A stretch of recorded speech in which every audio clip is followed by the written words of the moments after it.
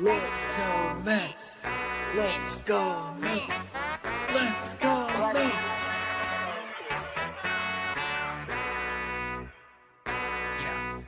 Yeah.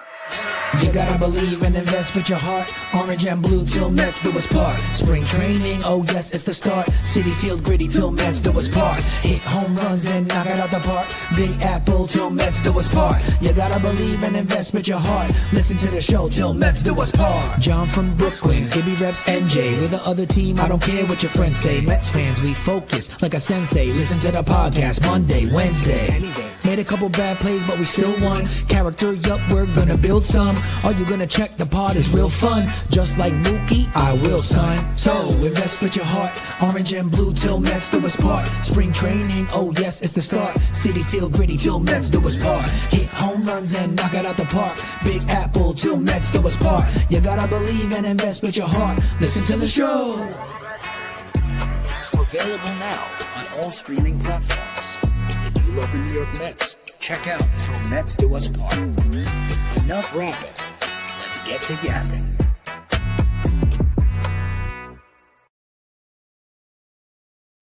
Yo, what's going on, everybody? Welcome into another episode of Til Mets Do Us Part, where we are live on YouTube, live on Twitter, live on Substack, like we are each and every single week. And I can say it, and I can mean it. I say it with my whole chest. Wednesdays, 5:30 p.m. Eastern, because we are on time, ahead of time. I mean, we timed this so perfectly that the intro ended and the show actually started right at 5:30, because we're trying to turn over a new leaf here at Til Mets Do Us Part. John Saponaro coming to you from North Hollywood, California, and that means my co-host Matt Ibanez holding things down back in New Jersey. Ibby, before I toss it over to you, I do want to mention a little bit of housekeeping from last week. Our show was not automatically shared on Twitter. We got an alert this week saying that Twitter is having issues with handling live streams. So we went ahead and we reposted the show, which we can still do. It's just not giving out the proper alert that it normally does. Hopefully that'll be fixed by next week.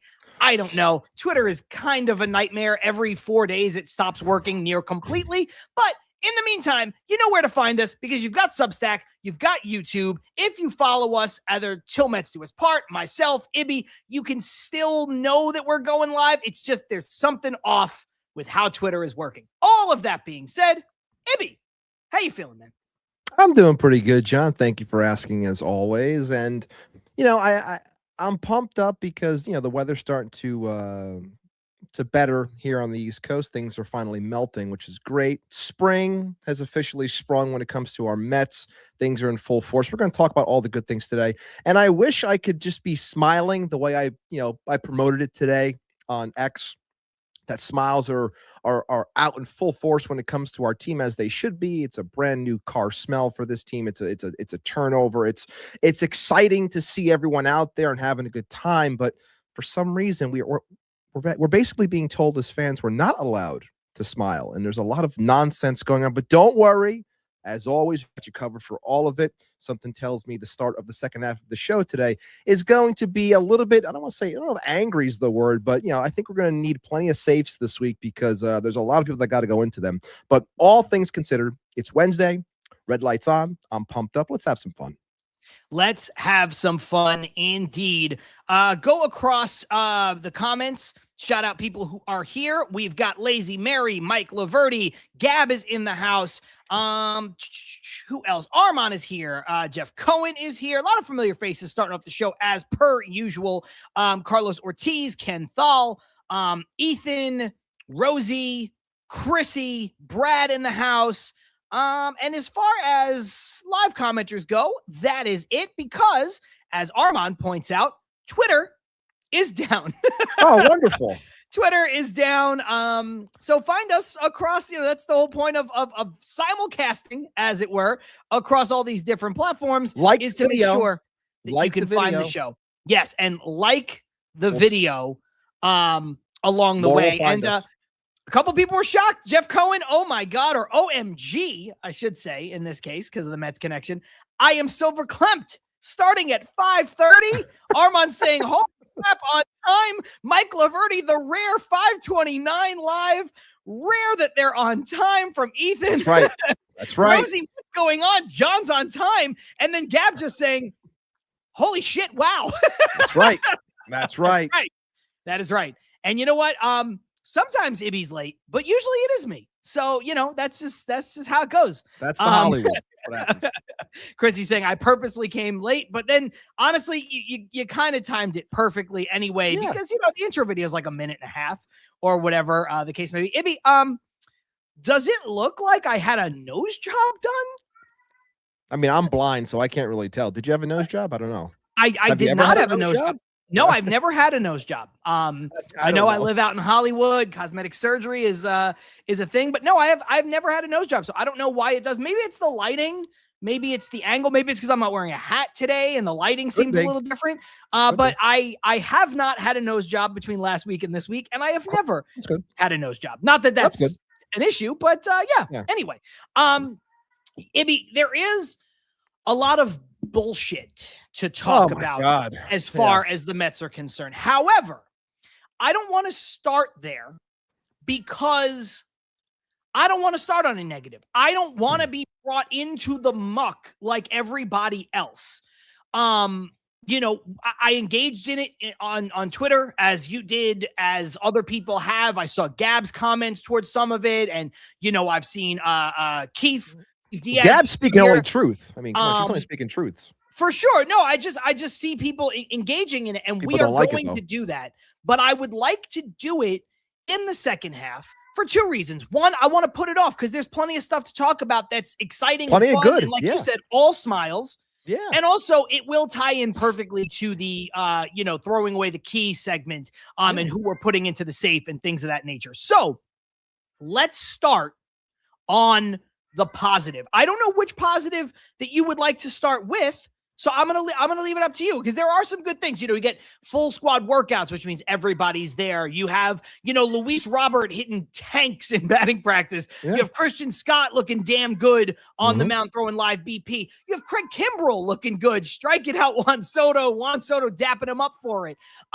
You've got Lindor with the surgery still being there, doing what he needs to do. You've got the Cohen comments. So I don't know where you want to start, but there's a lot of stuff. So I don't know where you want to go, but I leave it up to you, because as long as it's a positive note, we can start anywhere. I think the positive note that we start on is Juan Soto. Juan Soto coming into camp, and even though we saw glimpses of it even during camp last year of him laughing and chumming it up with people and having a good time and stuff of that nature, it does feel like this year is a little bit different, which always happens for players when they become more comfortable in the places that they reside and that they know they're going to be there for a long time. And we had talked about last year how, Juan Soto had been somebody, as great as he is, has bounced around for 4 years in a row and didn't really have a true home. So now that he's here and you see him walk in, he's saying hi to Mr. Met, and he's all smiles, he's having a good time. Then he comes in and he's just laughing and having fun with everyone. And I think seeing that, it just shows the ultimate turnover that this team has had, whether people like it or not. The ultimate turnover that they've had, and how he is integrating himself as a leader. And we'll talk more about leader and that other word that surrounds said leaders, usually in certain lines of work, from the owner of this team. We'll talk about that later, but it just seems as though he is being himself, which is a fantastic thing. And I think it leads towards more success, not only for the team in general, but for him from a statistical standpoint. So I'm very excited and pumped up that he's in camp. Obviously, we know it's going to be, I don't want to say short-lived, but the WBC is around the corner and he'll be representing the Dominican Republic soon. So just seeing him there, having fun with everyone, everyone's laughing, everyone's hitting the ball around, just having a good time. It's fantastic to see. It really is. Yeah, look, I think Soto's a great place to start because he's Juan Soto, right? I don't know why some lists seem to be down on what Juan Soto is. Is he a top? I saw something. Is he a top 5 player in baseball being posted by like MLB Network? Like, yes. What? Yes. What? They wouldn't be posting this if he was on the Yankees. They wouldn't be posting this even if he was still on San Diego, and San Diego doesn't get fair treatment, maybe not as badly as the Mets get it, but, San Diego definitely gets a little bit of like little brother, syndrome out here as far as Southern California is concerned. The reason why I say little 2 times is because you've got the Dodgers, then you have the Angels, then you have the Padres. It feels like, some people are like, oh, this is a double step down or whatever the case may be. But, Juan Soto is great. He had a great season last year. He had a slow month of April, and then after that, he was absolutely electric. He was Juan Soto in every sense of the word. He lived up to the expectations. He exceeded the expectations. This is a guy who's still just 27 years old. Maybe we're about to enter the actual prime of Juan Soto's career right now and going forward over the next couple of years. So I think, when people talk about the projections and they say, 38 home runs, like, with Zips or Streamer or whatever. And look, I understand those numbers fluctuate year to year, and 38 home runs would be a terrific year for him. Guy hit 43 last year, career high. He hit 2 home runs in April. Juan Soto is not a 2 home runs in a month player. No. And I bring that up because you talk about the comfortability level. This is a guy who over the last 4 years had the uncertainty that you talked about. One team to another, to what's going to happen next, to another team, then signs with the Mets, then the pressure of the new contract. And look, he lived up to the pressure. He exceeded the pressure. He did everything you'd want him to do in that first year. But there is the human part of like, it just takes a little time. Things are different. New York is New York, but the Mets are not the Yankees, and the Yankees are not the Mets. And Juan Soto's been a star since he's 19 years old, but now he's getting paid like a star. He's getting paid like the star. There's all these different things that factor into it. And I think you're seeing it now, just like you alluded to, the way he showed up and how vocal he's been. And man, if there is not a better person for Luis Robert Jr. to be hanging out with than Juan Soto, like you're about to see, I think, for as good as his year was, Ibby, I think you are going to see the leap. And I don't know how much better the production can be on the field or whatever, but we saw it with Lindor in year 2. We saw it with Beltran in year 2. We saw it with Piazza in year 1.5 after he gets the deal, after he stays here following the trade. You even saw it with guys who came here and were really good, but then, what their commitment level was, if you go all the way back to like Keith Hernandez. Like Keith Hernandez, once it was time to like, I'm signing, I'm staying with the Mets. This is what it means. This is my home. And I think you're about to see that next step. And I think, again, I forget about the numbers on the field. I think we're going to see Juan Soto, the person, and I think we're already seeing it in spring training. Yeah, and I think, like you said, just being comfortable. And I think of Beltran right away. And, we've said this before when it came to Lindor in year 2, just being comfortable in this spot. Because we all know, and I've said this before, that the Met jersey weighs heavier than the Yankee jersey because of the pure criticism and the scrutiny that comes with playing for this team. And people just want to constantly, punch down on them and not allow them to get up off the mat. But all things considered, like people want to talk down about Juan Soto last year, but he, you look at the counting stats and it was a fantastic season. If you want to look at anything, it might be his OPS was a little bit down in comparison to the previous year, right? I believe his OPS was slightly down. Obviously his numbers with runners in scoring position, that was kind of the only thing that was down like all season, where you never saw a massive uptick. And maybe to a slightly lesser extent, maybe the batting average, just not right. Because he's a guy who's gonna, probably flirt with, like, be closer to 300 than he was. Let's put it that way. Right. I just think that, this, after going through all of that and just coming in now and having, obviously there's always set expectations, but knowing your surroundings and, having your routines. And like I said before, when it came to him signing last year, getting comfortable in any job. And we talked about this with Stearns too. Like sometimes it takes a year or 2 to just get comfortable in a new setting. Like it doesn't matter what walk of life that you are. Like I've been teaching for 13 years. Like if you took me out of the school that I'm in, that I've only been in to put me somewhere else, I'm not going to feel as comfortable because I don't have my normal routine. Not the same desk, not the same office, not the same room, not the same kids. Like there's different things going on. It's going to take me a minute to become who I want to be and who I know I can be. And that's for anybody. And it's the same thing plays out here. And I think that we are, and I agree with you, we're about to see probably one of the best, if not the best version of Juan Soto yet. Yeah, I think that's all spot on. Like when you talk about the adjustment that any human being needs to go through in these situations. You know, we always talk about it on the show, and sometimes people tell me like, oh man, you know, that's crazy. They're getting paid all this money. Like I remember when I said, you know, the Mets schedule has been grueling and I think they're a little jet lagged, and people were throwing it back in my face. Like, dude, just because they're elite athletes and they make millions of dollars doesn't mean they don't get tired. Like, I don't understand. And just because Juan Soto's an elite athlete and he's making, you know, millions and millions and millions of dollars doesn't mean that like it's a little weird to show up to a different place to work. Like, you know, people just, they don't look at this stuff for what it is, and they can't help but act like it's MLB The Show, like it's fantasy baseball, and it's exhausting and it's tiring. Jump into the comments here. Gab saying the Yankees aren't the Yankees, which is very fair. Don't tell it to anybody else. They don't want to hear it. Rosie saying Benja's reaction to Soto was pretty cool. He has an aura and he's just so good. I agree there. Yeah. You know, seeing a guy, you know, if you're a guy like Benj and you see Juan Soto, like how could you not be in awe of that dude? Keith saying Gab and Will Salmon equal media being good and respectable, not a soap opera. I agree there. Of course, yeah. Gab with a great point right off the heels of that. His numbers, Soto's that is, were only down in quotes by comparison to his own unrealistic standards, which is also fair. You know, I mean, that's, Joe DeMeo. Me equals being in Port St. Lucie tomorrow. So there you go. PSL to Flushing. PSL to Flushing. There you in go. PSL tomorrow. PSL. And also, Gab is going to be there. So beautiful, beautiful. Folks heading down to spring training.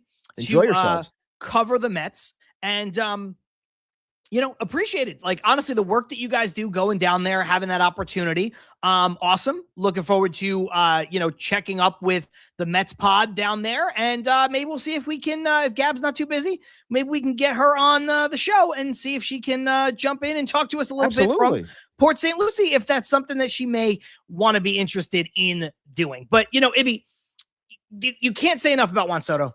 Okay. But I don't want to just stay talking about Juan Soto. So I think a really good offshoot of this part of the conversation is, let's talk for a moment about Steve Cohen.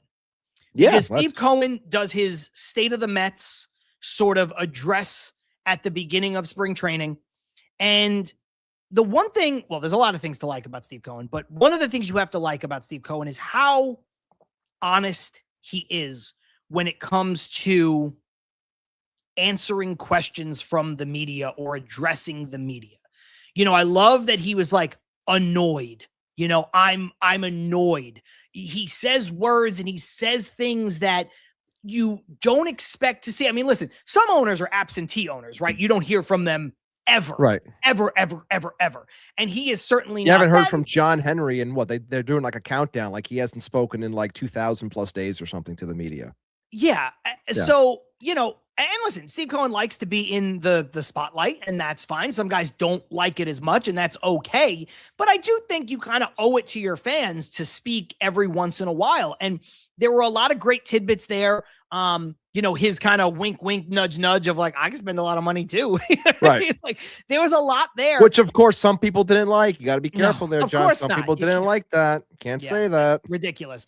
But when you look at the totality of what he had to say, there's a lot of things that jump out that were positive, very few negatives, really. I don't know what thing jumped out to you the most, but I think you could also lump in the fact that the Mets are now, you know, about to break ground on this massive facility for player development that Steve Cohen is going to foot the bill for entirely to the tune of like $60 million. And I know that's not something he talked about at the press conference, but it is something that also, you know, just has to do with what it's like to have Steve Cohen as an owner of your baseball team. And he's the best. He is the best. And shout out again to Gab for her write-up that she posted over the weekend talking about how great of an owner Steve Cohen is. If you haven't seen it, make sure you check it out. It's a fantastic read. But when it comes to Cohen, and like, I'm going to just jump off of real quick what you just said about the $60 million out of pocket to create a state-of-the-art player development facility that's going to be, in David Stearns' words, you know, like the place for player development, because that shows to me how committed and how much a person cares into, funneling and putting money into this team, and how much love that there really is there to make this a destination, to make it one of the best organizations and franchises in the sport. But we still have people that want to throw shade and be upset over nonsense, which again we'll talk about in a moment. But make it seem as though, oh, it's only about the casino, doesn't care, this and that. It's like, you don't realize, and it's baffling to me that people don't realize that we were in such a hellhole as an organization for the longest time, that we have been gifted something that people just don't understand, which I would think that when you were in that spot, you would understand how great you have it now. But sometimes people forget where they came from. But I refuse to forget where I came from when it came to this team, and how I'm getting everything I've ever wanted. And I think a lot of people should feel that way as well. But, like you said, like him talking in a way where it's sounding as if he's still a fan, even though he's a billionaire, and talking about, I've been here for a while and I still haven't won, and it bothers me. And look, it bothers a lot of people. We all want to win. We all want more. So hearing him say these things, reiterate them, and knowing that money is still being poured into the team, even when he was questioned on spending, this team went out and spent, and they're going to continue to spend. They're going to, allow themselves to do anything and everything to reach the ultimate goal. Like, I don't understand why anybody would be upset. So, I look at those things about him still being angry about not getting to the spot that he wanted to. Because look, you want to call a little bit tongue in cheek, because people still want to harp on that initial, press conference where he mentioned, like, if I don't have a championship in 5 years, I'll be pretty upset. Everyone holds on to that with dear life. And now we're entering year 6, and people are like, oh, hey, Steve, it's been 5 years. You're going on year 6. You haven't won it yet. How do you feel? It's like, well, I'm upset. Like, I want these things. It's not easy, but we're doing everything we can to build it properly. So again, I don't understand why anybody could possibly be upset with this owner. He is the best. It doesn't make any sense to me. Especially when you factor in the Mets had one of the worst owners in baseball. With the, the Wilpons, whether you Fred, Jeff, both of them, it was really, especially it got a lot worse once the Wilpons took full control, bought out Doubleday, and then obviously had the Madoff scandal. But that sort of coincided with Jeff being handed more of the reins too as Fred got older. I'm not saying Fred was great shakes, but Jeff was clearly the worst of the two, I think, by any discernible metric. And of so, course, when you start to look at where they came from to where they are now, this concept where you watch the Mets ever since Steve Cohen took over the team, having a top 2 payroll in the sport every single year, a lot of times the highest one, and if second only to the ridiculousness that has been the Dodgers over that same stretch. And, I know we're going to save our safe candidates for later on. But, I responded to a comment yesterday from somebody on Twitter where, it's Dollar Dave. Well, I got news for you. Small market GM boy genius Dollar Dave is presiding over the highest payroll that the Mets have ever had in franchise history, which obviously coincides with the highest they've ever had in the Steve Cohen era. Right now, you're watching it right now. So this thought process that, the Mets somehow, don't care about winning, and Steve Cohen, oh, look, he got his casino. Oh yeah, he got his casino. And then he went out and he spent near $400 million on a payroll because he doesn't care. And then he said, you know what? There's not going to be any public funds for this minor league facility. I'll just pay the whole thing out of my pocket, $60 million, which is roughly the payroll of the Florida fucking Marlins, by the way.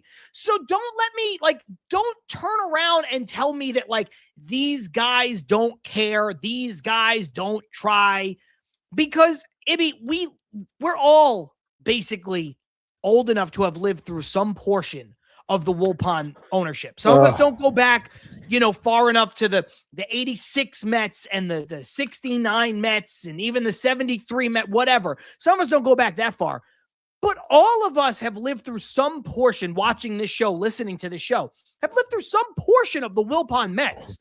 And for you to live through any of that, I don't care if you were 12 years old and then Steve Cohen bought the team the year later, you have to understand that this is night and day different. Anyone with a brain, anyone that was watching Mets baseball, and I'm talking like early City Field years, like I'm talking 2010 to 2014, hell, 2010 to the first half of 2015 before that miracle run in Yoenis Cespedes and Daniel Murphy and all. Like, you look at that 5-6 year stretch, check those lineups, check those teams, look at the baseball that you were subjected to watching during that time.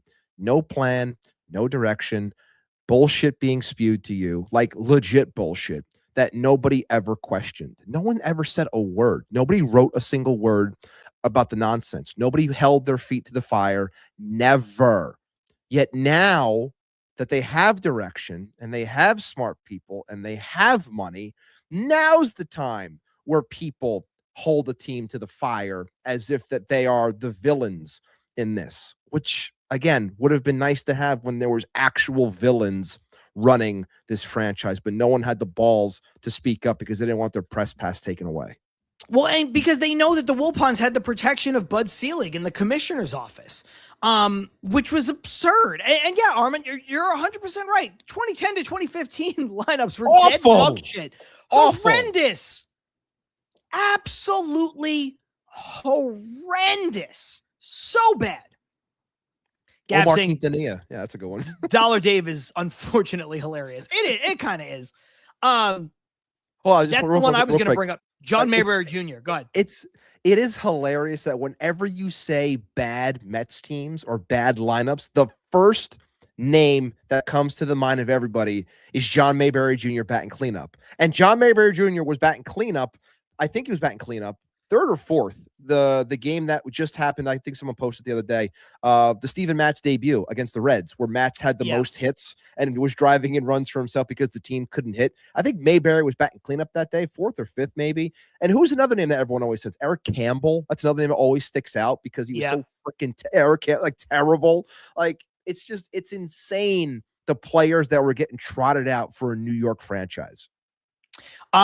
Chrissy, spot on. With this fan base, even if we win a World Series, people are going to find something to complain about. I mean, they're already doing it. They're doing it now. If the Mets win the World Series this year, God willing, that happens. I would love it. We all would. There would be people complaining that, I don't care. They didn't do it with, Alonso should be here. Nimmo should be here. McNeil should be here. We didn't do it. Diaz should have been closing it out. That's what we're going to hear. Unfortunately, that's what's going to happen. I already saw a comment, more than one, but one in particular that I remember responding to, where someone said, I don't want the Mets to win a World Series at all because it means nothing now that Pete Alonso's not here. Somebody said that. Whoever said that, you are a loser. And if it's if you're Joe Beningo's burner, like, that's something he would say too. And I'm sure he's still spewing that BS. But like, don't go root for someone else. Then go root for Pete Alonso. Go root for him. That's why enjoy your crab cakes. Bye. When I said it, a couple weeks ago, when people were like, I'm going to buy an Alonso jersey and I'm going to wear like an Alonso Orioles jersey, and I'm going to wear it to Citi Field in protest. And I was like, if you do that, you're not a Mets fan. Not really. You're a Pete Alonso fan. That's okay. You could be whatever kind of fan you want. If you want to be a Pete Alonso fan, first and foremost, be a Pete Alonso fan. Just be honest with us and be honest with yourself about where your rooting interests lie. Like, that's the thing that always blows my mind. It's like, dude, you could be a Pete Alonso fan. I know plenty of people who are like, I like this, I like this player and I root for players, and fine. You see it more like the NBA. People like, I'm just, I'm a LeBron guy. I'll root for whatever team, Steph Curry's on. Like, that's what I want, like, fine. Okay. You can have favorite players instead of favorite teams, but be honest, because if you buy an Orioles jersey and you wear it to Citi Field, you're not a Mets fan. You're not a Mets fan. I'm sorry. Whether they're playing the Mets or not. Like, if you're just wearing it just cause, if you want to keep wearing your Pete Alonso Mets jersey, fine. Wear your Pete Alonso Mets jersey. I have one. Now I'm probably not going to wear it anymore. I'll just get somebody else. But if you want to wear it, wear it. Gab saying fans like that can kiss my ass. I love it. Oh my God. Ibby, little Joe DeMeo saying, "Wow, I didn't even get an invite to jump on the show. No wonder I'm not in the intro." Joe, John made the intro when it comes to the video aspect. So if he can work it, rework it, and put you in, and I'm all for it. I've been pushing for it, but it's this one's on John. He's the one who handled that part of the intro. I also will say this, and I don't know if Joe is here anymore in the live comments, but Joe can come on the show as well. I just know Joe's going to do his own show down there, right? Like I figure Joe is you're a busy guy. Not that Gab won't be busy, but Gab doesn't do a podcast. So if she wants to come on ours, she can. If Joe wants to come on ours, he certainly can. Joe, if you have the time, be our guest. Then be our guest. Sixth time. I think it would be like the sixth time on the show. Well, something like that. Yeah. Joe saying I knew it was on John. And then saying John is getting his Beatty number 7 jersey. No, I'm not. But Gab saying, should I do a pod? I think this actually sums up perfectly how Mets fans should be. We all know how much Chrissy loves David Peterson. Of course. He says when David Peterson, affectionately referred to as DP, when DP inevitably goes, I won't stop being a Mets fan. I mean, no one loves this player more than Chrissy. And that's, if you're a Mets fan, you're a Mets fan first. And you can also still root for the player who left. Now, I don't really do that. I don't wish these guys ill. But no. Pete Alonso's not but on my team. Love Jacob, you still love Jacob deGrom. You're not outwardly watching, but still. Yeah. Good. No. I hope you succeed. Go ahead. Yeah. Listen, I hope I hope DeGrom is healthy. I hope he does well, but I'm not sitting there rooting for him. I'm not really following him, and the same thing with Alonso. I'm not mad at Alonso. I don't want Alonso to get hurt. Here's the sad part. Here's the sad part. Ready? You and I, against our will, and everyone in these comments against our will, are going to know exactly how all those players are doing, because it's always going to be a talking point this year. No matter what, we're going to hear about the success of these players, and only the success of these players in their new spots, to make it seem like the Mets made a huge mistake. It's going to happen 1,000%. Of course it is. We can talk about some of this in the second half as my cat makes an appearance behind me, which I know is always a fan favorite, let's say. Also, my dog is here, but nobody can really see her. She's sitting next to me. Anyway, look, I know we can dive into, some of the reporting or whatever, how it's being covered. I just will say this, reiterate something that I said last night in that video that I put out. I think it's a little ridiculous, even from a human perspective, which at the top of the show I said is so important to remember, that these players are people, and it's easy for folks to forget because all they care about is their fantasy team or a guy's OPS, or if a guy's numbers help them win a bet or whatever. But it's ridiculous to me that some of the coverage becomes, oh, well, Pete just wanted to be appreciated. Pete's in a place where he's loved back. And it's like, dude, I thought baseball was a business. I thought we had to keep emotion out of the game and make smart decisions. Not us as fans, but executives, right? Don't executives get lauded for that? Everybody loves that comment from Belichick or Parcells or whatever. I'd rather move on from a player a year early than a year late. Everybody loves that. Yeah. Yep. They can't stand. Oh my God, what a great quote. How smart, how shrewd, how savvy. So the Mets maybe moved on from Pete Alonso a year early and Brandon Nimmo a year early. And now the Mets are monsters, heartless monsters. How could David Stearns do such a thing? How could Steve Cohen let him? Give me a fucking break. It's exhausting. Like I was saying before, this is supposed to be, and I'm not saying you just have to wax poetic, but it's the fact that it's spring training. and everyone's having a good time. And like you said, for some people like us on the East Coast, it's been miserable. It's been freezing. Like you're seeing, sunny weather and guys out there, whether even though it's in shorts and tank tops or whatever, just going out there having a good time. And like baseball's almost here. It's almost back in our lives, but like we're not allowed to enjoy it because we're constantly being fed this nonsense from everyone else. And like I said, we'll get into it in the second half, but it's like you're being like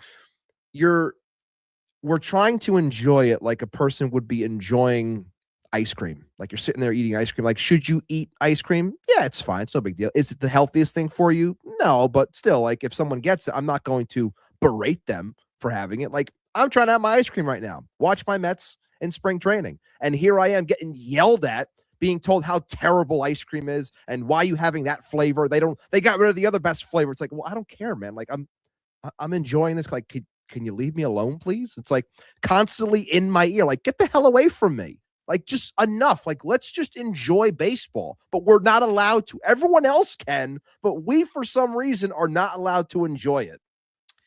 No, evidently not. And Gab's right. Imagine posting that Alonso shit behind a paywall. Clown. That's what they do though. That's the move. We have Mike Laverty saying, show the dog. Lazy Mary saying, show the dog, asshole. And Chrissy saying, show the dog. So hold on. I'm going to see if I can switch cameras here. Like just during the show. I think I can switch to another camera that might make this easier. Uh-oh. Oh, there we go. That's like intensely my face. But wait, hold on. There's my cat. Hello, cat. Just chilling. That's Mike. Hey, Mike. And then I'll just flip the screen around the other way, and there's my dog. Oh, just chilling right there. There's Gloria. So now you guys have to look up my nostrils for a second. Well, now they're going to question your nose even more. Now they're going to question. Your nose even more. So there you go. I've now shown the dog, and I've now shown the cat. So everybody should be happy. That's Mike. That's Gloria. If you are new to the show, they are lovely. And Gloria's dealing with a little bit of stomach troubles. So keep her in your thoughts. And thank you. She is super cute. Michael Laverty saying, well, first of all, saying, wait, John, your cat's name is Mike. Yes. I did not name either animal. Because I have adopted them from my girlfriend. What are the odds? What are the odds on this one? Oh, that's crazy. And your dog's name is Gloria. That's my mom's name. Good reference. Jeff Cohen saying Mike and Gloria all in the family. That is not where the names came from. Okay. So, my girlfriend adopted both of these animals, and I have since, adopted them into my life. So they were her pets first, and now they are our pets as we live together. However, Gloria was her name when she adopted her, and she didn't want to change it. Courtney, my girlfriend, doesn't believe in like changing the names of the animals that like they've been called while they're at like the shelter, because it's just like more confusing for them. So she kept Gloria. She did, however, change Mike because, yes, GSD over on Twitter, Mike has one eye, and the shelter had him named Blinky because of the one eye. And she your reaction is accurate. She thought that was cringe as hell. So his name is Mike. His name is Mike Wazowski. Okay. Famously That's a good one. That's a good one. I like that. One eye. So anyway, there's the dog. There's the cat. You have now seen them. They are great. Chrissy saying, tell your girlfriend, good job adopting. Yes, you got to adopt. You have to adopt. And I also agree that pets with human names are the way to go, Mike. I also think pets with like weird ass random names are also fun, Ibby. Like I knew two that jumped to my mind immediately. I knew somebody with a dog named Broccoli and a dog named Bucket. And those are two of the funniest names that just, cause like, what? Like, it's not, like Blinky is a stupid fucking name. Armand straight to it. but Bucket is cool as hell. Like, what the hell is that? That is great. Oh my god. And I think broccoli is hilarious. So, you know, if they're like super random, like super strangest, weirdest thing you could ever pick, that's fine. But I don't know how you feel, but I think human names are the way to go. I think I think that's a proper way to go. But like you said, I think something as hilarious. Like if you told me that your pet's name was Bucket, I would start cracking up. I think that is like, if you're gonna go out there, and like Bucket is just so random. Like that's very funny. That is what kind of was it? Like, do you remember? Like the kind no of tiny kind of like a it was also like adopted, so it was also like a mutt, you know, mix, yeah. But it was like kind of like the size and look of like a Bichon or a Shih Tzu, you know, like somewhere in that in that place. Gab saying Bucket is the name of my podcast. Bucket with Gab. Bucket with Gab. You honestly should just have it be Bucket with Gab. That's hilarious. That's really funny.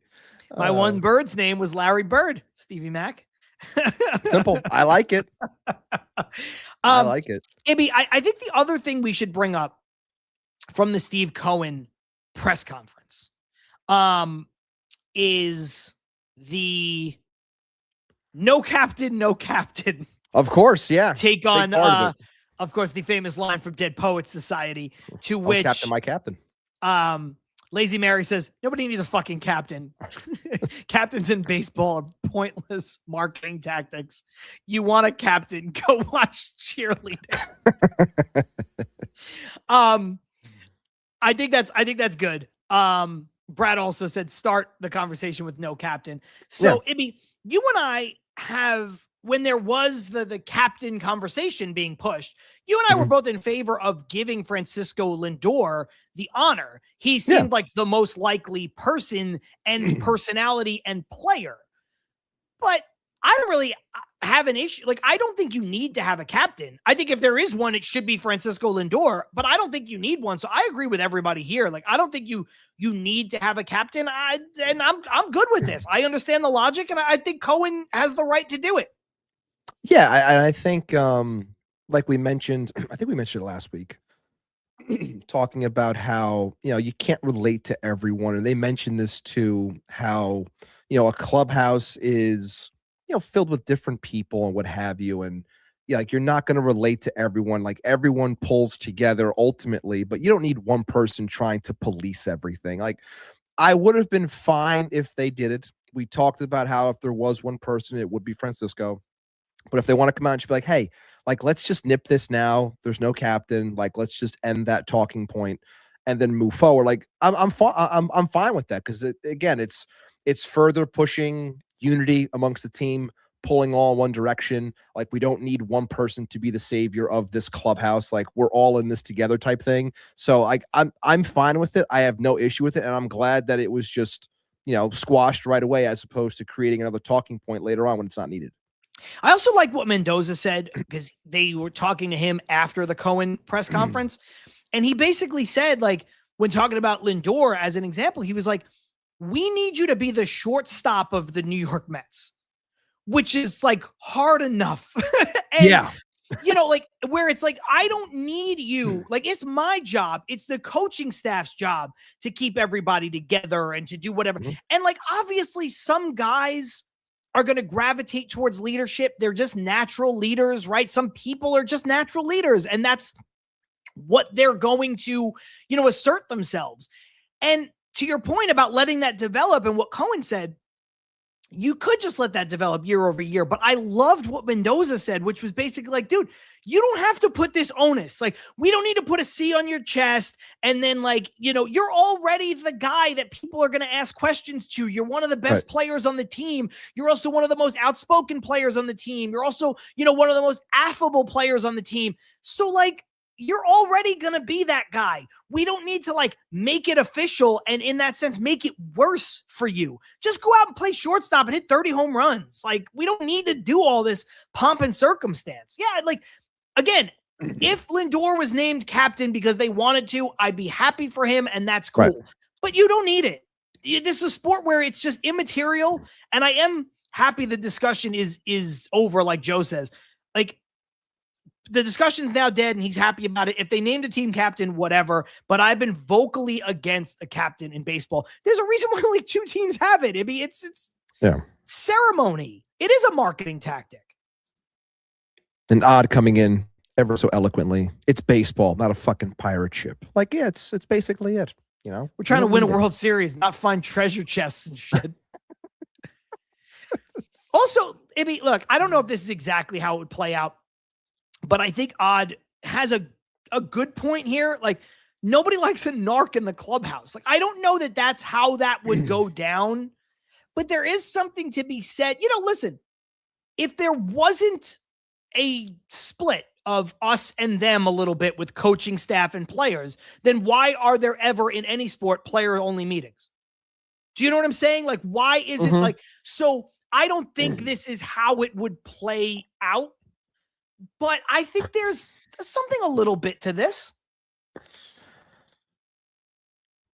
I would agree, and I'm sorry, I'm just cracking up at this comment by Gab. Tomorrow in Newsday, Pete Alonso should have been the Mets captain. 100%. It wouldn't shock me. Wouldn't shock me if that was a headline, that or the Post. Who Yes. knows?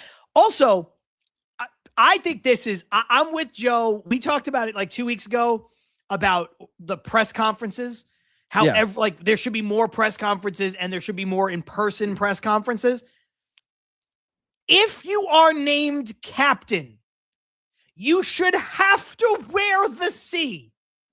Yeah, I agree with that. I think you should have They to. always look so out of place on jersey. Like on baseball jerseys, they always look very out of place. I agree. Very and odd. Look, maybe you could just throw it on a sleeve or whatever the I would case is. think the sleeve, yeah. But I think, or like if there's some other kind of, you know, demarcation, you could do it. Like you could put it in, you could put the word captain in like a band that goes around the sleeve, something like that. Yeah. But whatever the thing is, I think Joe's right. I think you should have to. That's not exactly what he said, but he says at least Sal Perez wears it and then says, you know, huge respect to him. Like, that's the thing. You should have to. I think it's dumb. I think it's dumb if you tattoo it on your face. Be about that life. Be about it. Don't talk about it. Be about it. Like Gucci Mane. Gucci Mane. Or Morgan Moses. Offensive lineman who's played for the Pats. He played for the Jets. He's played for the Ravens. Morgan Moses has like his jersey tattooed on his back. Like it says his last name and his number. I mean, he's like heavily tatted, like covered up. But like, yeah, man. Gab saying, don't worry. We're going to break down all the reasons Pete Alonso should still be the Mets captain while playing in Baltimore on my podcast, Bucket with Gab. Bucket with Gab. Ibby, I think before we head into the break, we should, I want to bring this up because I don't think this is gonna, I don't think this is gonna be a safe worthy topic. Okay. But I do think it's one that is worth bringing up. Chrissy saying, by the way, we can't say LFGM anymore because it's Pete's thing. Gab says, why is the 7 line so baby shit soft? But the 7 line did bring this up of like, can we still do it even though it's Pete's thing? I made my point on Twitter. I can reiterate it in a moment. But since I've already said my piece, I'd like to know your thoughts on this. Pete famously saying LFGM rather than LGM, and now Pete's gone. I mean, honestly, I don't give a shit. Fair. You could say whatever you want. Like if you're extremely excited after a win or something happens and you want to say, you know, let's go Mets. You want to say, let's fucking go Mets. Like whatever you want to say. I don't care. To me, when I look at it, when I hear LFGM, do I think of Pete? Sure. Did I say LFGM for a little bit? Sure. Do I think that it's more fitting to just be LGM? Yeah, I do, because it's always just been LGM. But do I care what somebody else says or opts to say? Like, no, I don't care. I don't think that you think it's ownership or whatever. Like, but for me personally, it's like when I hear it, I think of Pete, but I also haven't been saying it. I always reverted back to LGM. So it's like, I mean, it's another board person topic to really bring up from someone to make it into an actual thing. We could go with the alternative, LFGB. Let's fucking go bucket. It's just very funny. Or Lazy Mary, LGMF. Let's go Mets fuckers. Comma fuckers, which is also that's a good one. That's a good one. It's also a good one. GSD saying the 7 line is Long Island housewives in SUVs that drink box wine in shorts, which is such a descriptive visual. Very funny. We have other alternatives. LBGM, let's bucket go Mets, which is probably better because let's bucket go Mets sounds like let's fucking go Mets. So Gab, if I had to pick one, I think LBGM is the way to go. Joe saying LFGM if you want. The fuck do I care? Exactly. It doesn't matter. Like whatever. Yes. Whatever. That's what I said. I was like, look, Pete doesn't have a copyright on the word fuck. And let's like this fan base they probably think that he does. Let's fucking go. LFG has been a thing before Pete. And LGM has been a thing before Pete. And the word fuck has been a thing before Pete. So putting it all together, Pete doesn't have the ownership of that. And I think this is a new commenter, and shout out you, Dana Point Kid, because this is also what I said. We still say you got to believe. Yeah. And that was Tug McGraw's thing, which is something else I pointed out. Not only was that Tug McGraw's thing, Ibby, Tug McGraw then left the Mets and finished his career with a division rival, Philadelphia Phillies. Yeah. And he used that rally cry with the Phillies en route to their World Series. And the Mets still use it. And I think the Mets should still use it. I think it is synonymous. And it's associated more with the Mets as opposed to the Phils too. Yeah, sure. Because I think that's like, it just kind of happened. And it was just, it was a moment in time. It was a thing. So but I just think like, so if you want to say LFGM, say it. And if you don't, don't. I just think it's wild that people were just like, oh my God, like what are we going to do here? Like, it doesn't make sense to me. No, it doesn't make sense that you would even have this conversation. Yeah. Oh, you brought it up. So, well, I mean, because I thought it was wild. I thought it was a wild, like, just what the hell, man? I know. I agree. GSD saying fluid to the top. I'm bringing it back. No, we're not bringing that back. No. Fluid to the top. No fluid to the top. No. Fluid to the top. I'm bringing it back. I love that one. That one's real. That one's real funny. Also, this is a total sidebar, but apparently Gab is still searching for the pic of Janela's tucked in graphic tee with the brown belt. Please keep searching for it. If you find it, let us know. But while I'm throwing stuff out here, I just want to let Gab know that maybe if she does find that picture, maybe that can be the logo for Bucket with Gab. I don't know if that's... There you go. I don't know if that's something she would want, but I think it's an idea. I think it's a good idea. It's an idea. I think it's I think it's what she should do. That's just, anyway. Did you make any headway, by the way, on the crowned comment graphic being No, I didn't. I forgot about it till just now, but I didn't. I have one. I think I have one with him with just a tiny crown on. I didn't like the way it looked. But I can, if we really want to do that, if we really want to see that face, as often as we would, like I can definitely make it work, and I can have something by next week for sure. All right, fair enough. Odd Villain saying Mets' new slogan should just be SFD. Yo, it would be wild if like friggin'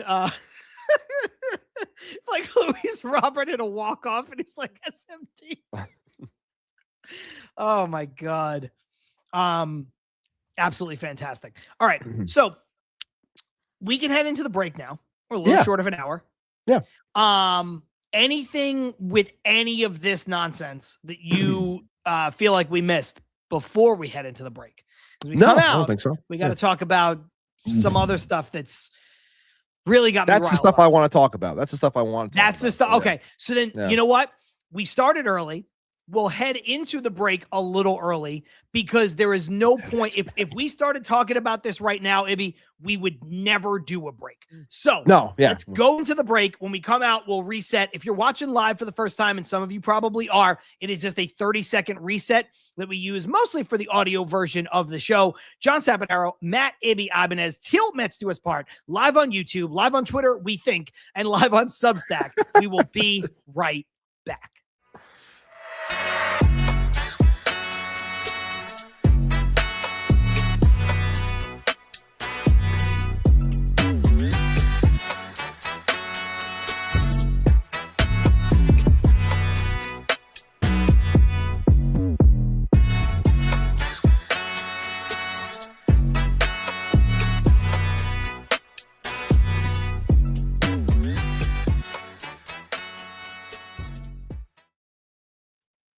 Yo, just like that, we are back with Til Mets Do Us Part, live on YouTube, probably some form of live on Twitter, I think, and live on Substack as well. And that's important because if you miss any of the live show, you can go back at least to 2 of those destinations and watch the show in its entirety. So if you got here a little late, or if you have to leave a little early, or if you're like Lazy Mary from a couple weeks ago and you get stuck on the PATH train, I think, in between New Jersey and I don't know, it was like underwater for a while, whatever the case may be, and you missed some of the show, you can go back and you can watch whatever you missed. This will live on forever in all of those places. If you're watching on YouTube, make sure to subscribe to the channel, make sure to like the video, leave a comment, interact with it. It helps the algorithm. As a matter of fact, it helps the algorithm across all of the places where you might watch the show. So if you are watching on Twitter, like it, retweet it, that kind of thing. If you're watching on Substack, become a subscriber on Substack. We're going to try to do some things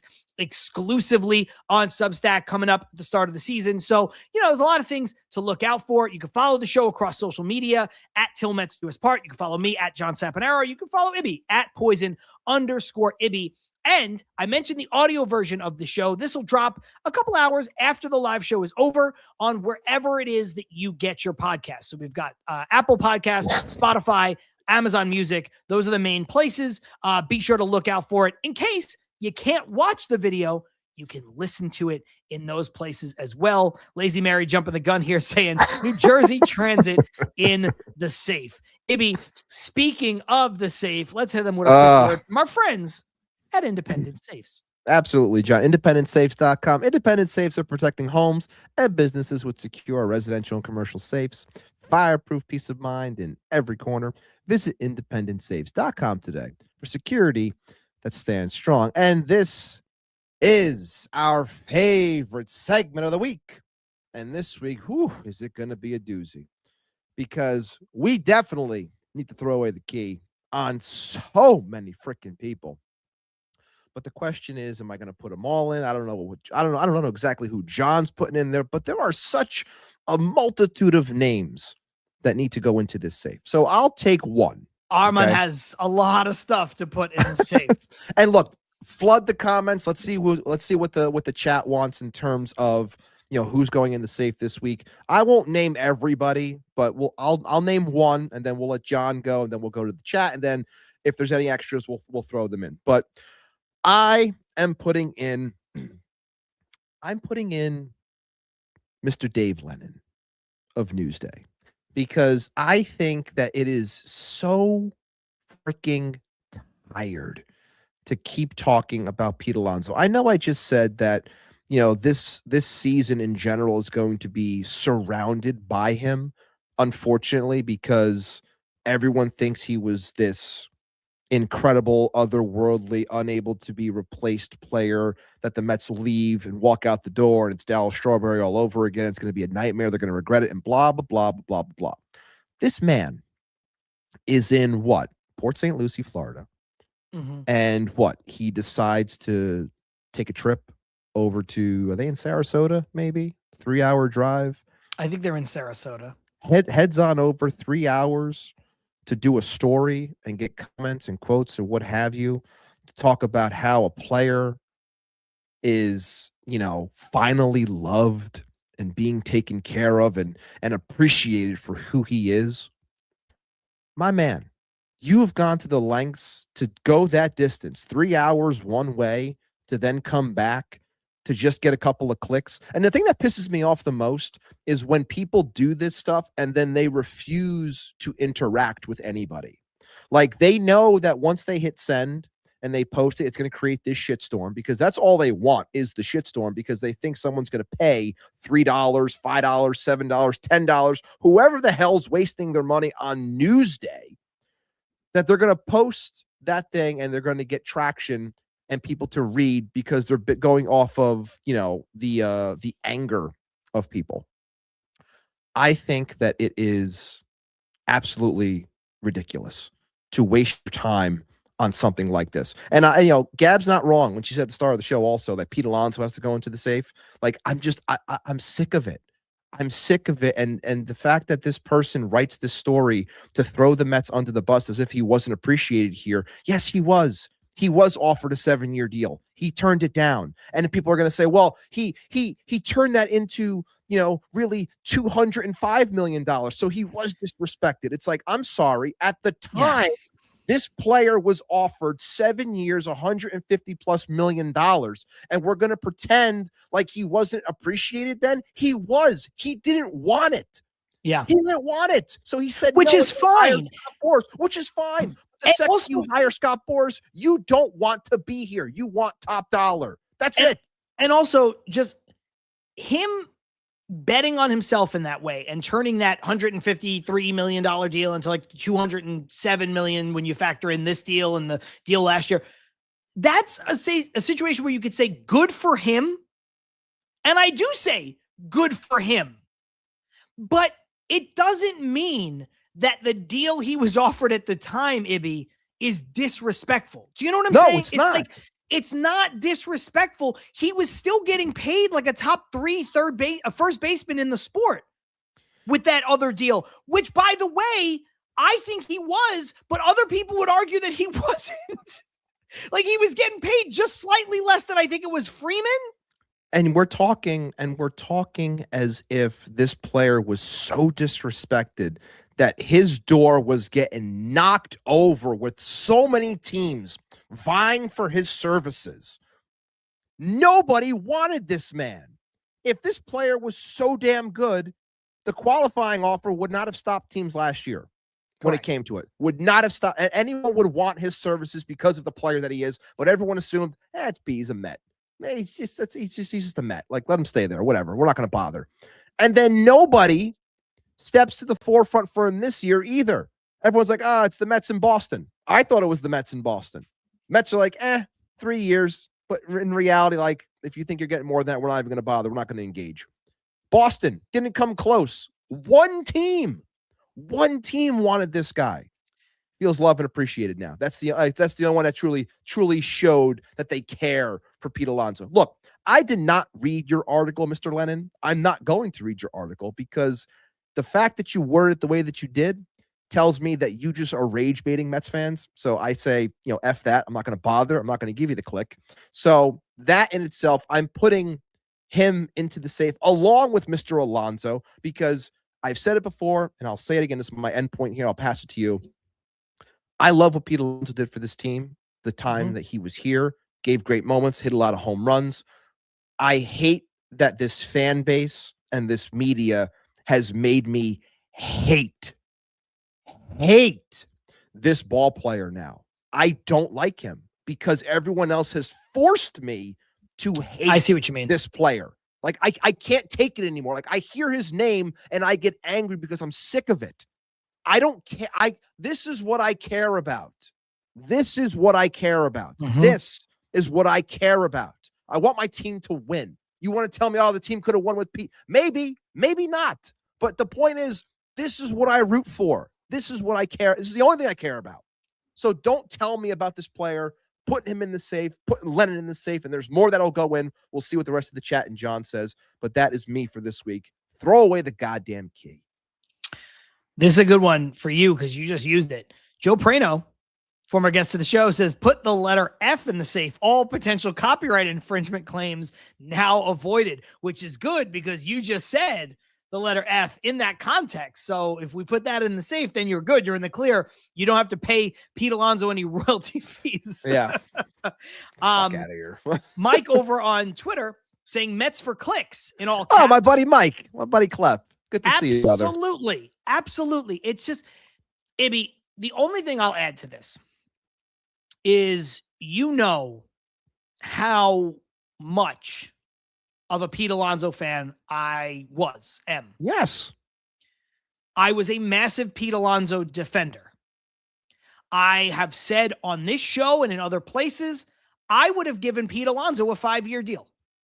I've said on the show and in other places, I like what the Mets did a lot. I think I said it last week. You can't argue, though, for 2026 only, this lineup looks sexier with Pete Alonso hitting 4th instead of, let's say, Jorge Polanco or whatever the case may be, right? But that's still contingent upon them getting Bichette and getting Robert, which I don't think if they get Alonso, they're doing all of that. So, No. But just in a vacuum, if you could put Alonso on this team, like it's like that thing of like, you know, if you could pick one player that's not on your team and put him on your team, like, yeah, Alonso would make this team a lot better. Because I do like the true cleanup hitter, 40 home run bat in the middle, blah, blah, blah, blah, blah. But I'm so tired of it because I, like you, care about the Mets. I want to move on. Like, I thought it was a travesty that Pete Alonso, even though he was offered the deal, the extension, that Jeff McNeil got an extension and Pete Alonso didn't. I thought that was insane. I thought maybe they could come to a situation where they could maybe get an extension done a couple of years ago before David Stearns and whatever. And they never could. Then he signs with Boris and you know he's not going to get an extension because he's not interested in one. No. You just got to move on, man. I say all that to say, like, I don't believe, for me, in really having favorite players. Like, I just, you know, I think, I don't care if other people have favorite players. I'm not going to tell them that you can't. I'm not telling people how to be fans. Just for me, like as a grown-up, I don't really have like a favorite where I'm like, oh my God, that guy. But Pete Alonso was as close to a favorite player as I would have. But that's it, man. And we move on. And like Chrissy said before, like, if your favorite player leaves, you're still a Mets fan. And you just have to be.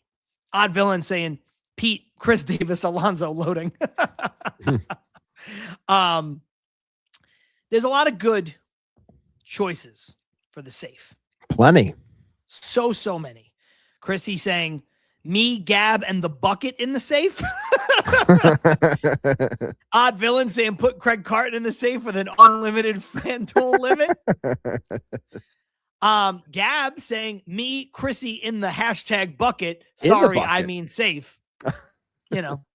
Odd Villain saying, just put all of Newsday and everyone who reads it in the safe.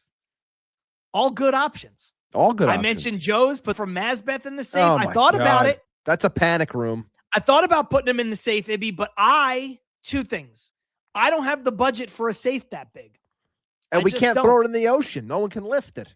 No one would be able to lift it. The other thing is, it probably needs to be a refrigerated safe because you're going to have to put his insulin in there with him. I don't want the guy to lose a foot in the safe. You know what I'm saying? So he's already in the safe. That's the punishment. So you're just, you're getting to a level that I can't touch, you know? But Ethan is close. Ethan says MLB Network in the safe. I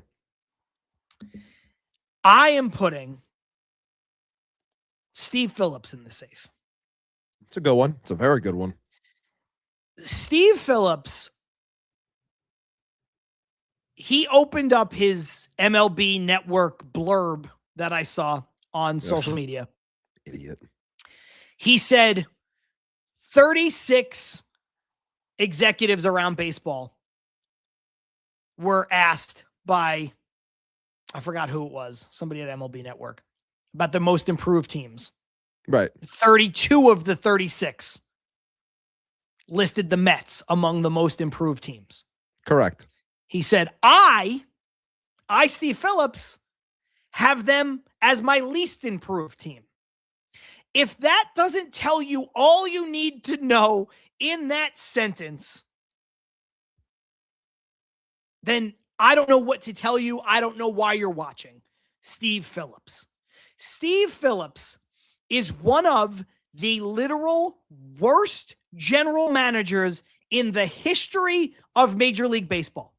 Now, I know, Ibby, some people are going to point to 99 and 2000 LCS trip, World Series trip, but he took over that team in 97. Mm-hmm. There's a lot of things in 99 that he's not responsible for. He also, Steve Phillips, presided over the 2002 team, Ibby. Do you remember the 2002 Mets? Do Mo I? Vaughn, Roberto Alomar, Jeremy Burnitz, the return of Jeremy Burnitz, the return of Roger Cedeno. The 2002 Mets were the worst team money could buy 2.0. Steve Phillips, also, if you go and you look and you say, hey, did Steve Phillips, he must have worked. He's on MLB Network. He must have worked for another team, right? No. Steve Phillips has never worked in another front office besides the Mets before or since. Steve Phillips was drafted as a player by the Mets.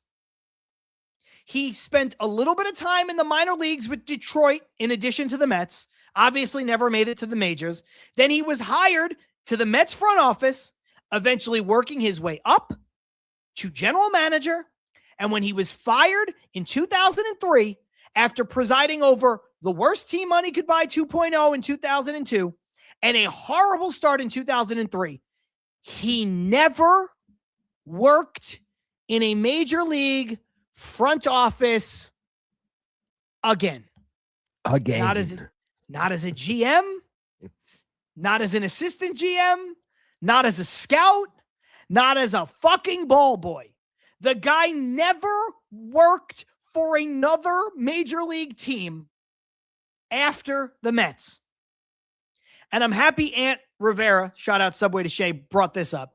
Don't forget he balked on A-Rod too. Ibby, Steve Phillips went on in that MLB Network clip to talk about the players the Mets missed out on. Can I just bring up for a moment the players that Steve Phillips missed out on? Please do. The aforementioned Alex Rodriguez is one of them.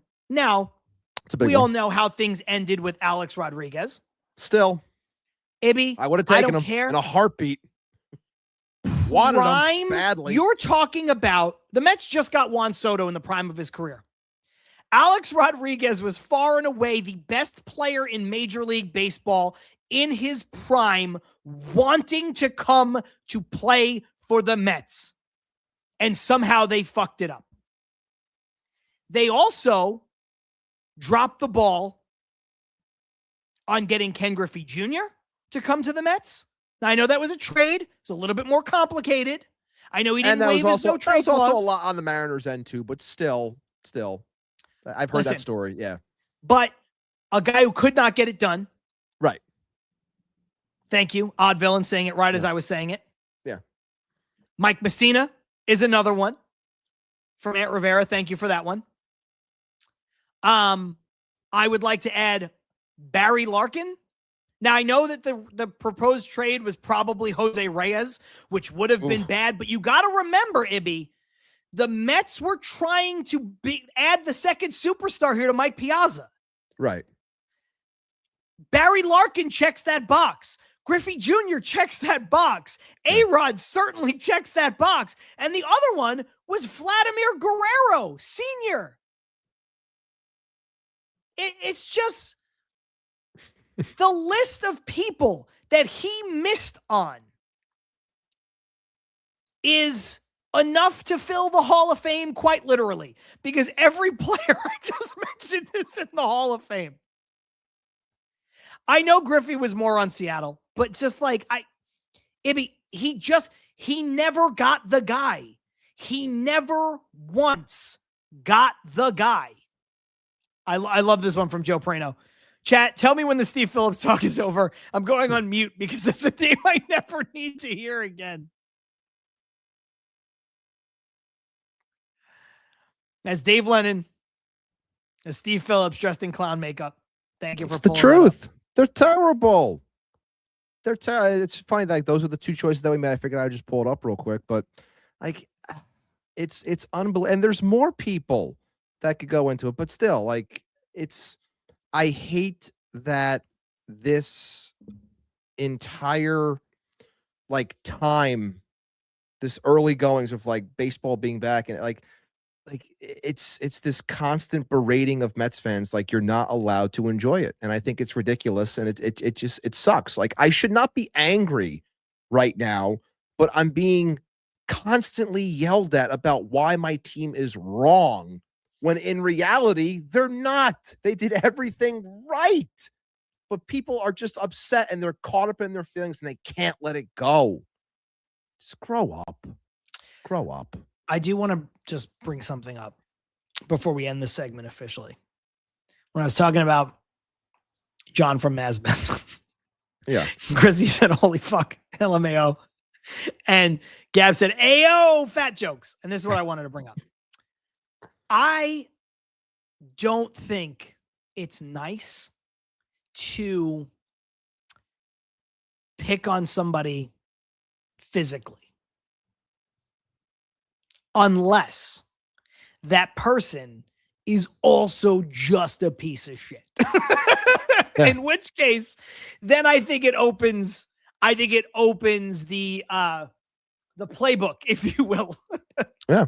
And I don't know if Gab was laughing or like kind of shocked that I said what I said about John from Masbeth. I just don't like, I think when you're like, if you're a shitty person, like, then it's just like, it's fair game. And Gab said, I agree.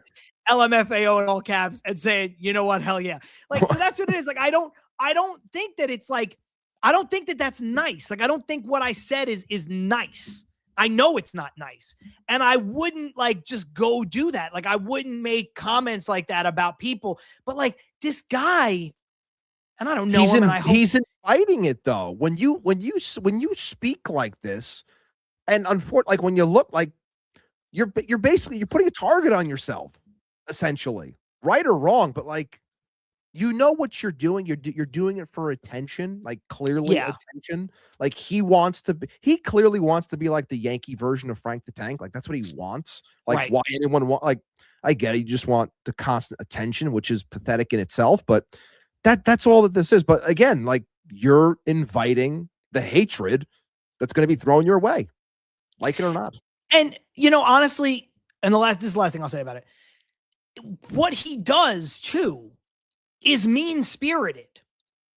And I think that's my point, Ibby. Like, if you're going to be mean-spirited, I'm going to be mean-spirited back. And you could say that that's maybe like, I don't know, a little petty. John Petty? Sometimes. Nah, John's I'm not petty. Come on. So I just think like if you like, I guess ultimately what I'm saying is I don't mind meeting you where you're at. And like, I don't like Frank the Tank either, but at least Frank's vitriol is about his own team. Like this guy drives by Citi Field every day and just it's at least he's getting out. Should probably walk, but you know, he should probably be walking because he's saying, I thought it was pretty nice. It could have been worse. So there you have it. Anyway, so ends one of our favorite segments of the week. Throw away the key. Ibby, I think we can put away the stuff we're aggravated about now. Yeah. I think we should. I think felt we should good to get it out. Yeah. I think we should bookend the show on positivity. We started with the positive stuff at the top of the show. We got our toe in the water with some of the stuff that annoyed us with the Pete Alonso stuff. We went into the break. We came out. We threw people in the safe. A lot of people were deserving of being thrown in the safe. A lot of good suggestions from the commenters. You and I had our picks. I think now we should get back into the positive stuff, the real baseball stuff. Yeah. And I think a good way to do that is first with Christian Scott. Yes. Because Christian Scott has looked really good. Christian Scott had a procedure done, or a pair of procedures not often done at the same time, Ibby. He had Tommy John surgery and the internal brace procedure done at the same time, which is part of the reason why the Mets kept him back as long as they did, missing all of 2025. Let's not forget. Now, I don't think Christian Scott ever touched the level of prospect that Nolan McLean became and that Jonah Tong is now. But Christian Scott was the top pitching prospect in this organization. And Christian Scott has legit good stuff. Oh, yeah. What that means for his career, no idea. Plenty of guys with good stuff. They come, they go. But the way he's looked so far, to Ethan's point, Scott indeed looked good. The way he's looked so far, and the Mets needing, these young arms to continue to develop and continue to make contributions at the major league level, you have to be very encouraged with what Christian Scott is capable of doing. And when you're talking about Justin Willard, too, who's now running pitching for the New York Mets, and how he constantly is saying how, he wants guys to be nasty within the zone. If there's anybody on this overall staff that is a strike thrower, it is Christian Scott. He is someone that has limited walks across his career. He attacks the strike zone. Like, the fact that we're seeing him hit 97 early in camp, I think is I know people are always worried about velocity in the early goings of camp, but when a player coming off of the surgery, throwing 97, looking sharp, looking comfortable, and that in itself is acting as depth for your team. You're not saying he has to come in and be a 5th starter right away, or a 3 starter, or he has to be a 1,000% contributor to this team right out the gate. Like, I think allowing him to go down into AAA, get some starts, get comfortable, getting back on the mound, getting live action. Like, we know that the game is different between AAA and the show, but still, him being out there and him being one phone call away, like, that makes me very happy, because it's not lost on me as a Christian Scott fan who wanted to see him succeed for this team. The fact that he's been out for as long as he has, it sucks, because I wanted him to be a part of this. And it seems as though that this team, while keeping him, while holding on to him, also believes, hey, this guy has what we want, which makes it, allows you to go out and get a Freddie Peralta, because you say, you know what? We got to give up Brandon Sproat, but we still got Christian Scott. And we have other guys here, too, that we think can develop that might have an even higher ceiling than a Brandon Sproat. And that's not shade at Sproat. I think Sproat could still be a damn good, solid pitcher in the bigs, especially working in Milwaukee. But, like, I'm looking at this and saying, like, I'm excited that this team believes in Christian Scott. I'm excited that even though we're still in shorts and it's the early goings of spring and everyone's smiling, everything is great, and, it's not always going to be that way. But right now, I love what I see, and I'm happy that he's here. And I think that he can be a contributor. And if something does go awry, which it always does within a baseball season, we've said before, you got to have upwards of close to 10 starters to survive the gauntlet that is a season of 162 plus the playoffs. I'm very happy that Christian Scott is one of those arms that is acting as said depth. Joshua likes graham crackers. Nailed it. Scott, Tong, McLean, Wenninger, Santucci, Watson. We have a lot to look forward to. Yes. And that's coupled with Steve Cohen's cash, his willingness to spend it. That's coupled with David Stearns being able to wheel and deal, being able to spend the money. Ibby, the Mets were able to go out and get Freddie Peralta, like you just mentioned. They had to give up a piece to do it. But this is the other pieces that are coming up behind him. Then you look at, well, will they extend Freddie Peralta? Maybe. I hope they do. But they have an ability to spend there if they want. They have an ability to get involved in the Tarek sweepstakes next season if they want. They can do Peralta and Skubal if they want. This frees them up to do a lot of different things. They also, maybe they don't have to if they don't want to. And look, all of these guys are not going to pan out. But when you look at these names and you see this list of players and you realize the, for lack of a better word, currency that starting pitching prospects are, whether for your team or in trades, you realize how well the Mets are truly positioned with some of these arms and what they can mean either on the Mets or if they need to go out and trade for an ace like Freddie Peralta. And yeah, Joshua, there is a lot to look forward to, and that's the best part of it. Another great part, by the way, Lazy Mary pointing out, this is the last Til Mets Do Us part before there will be Mets games.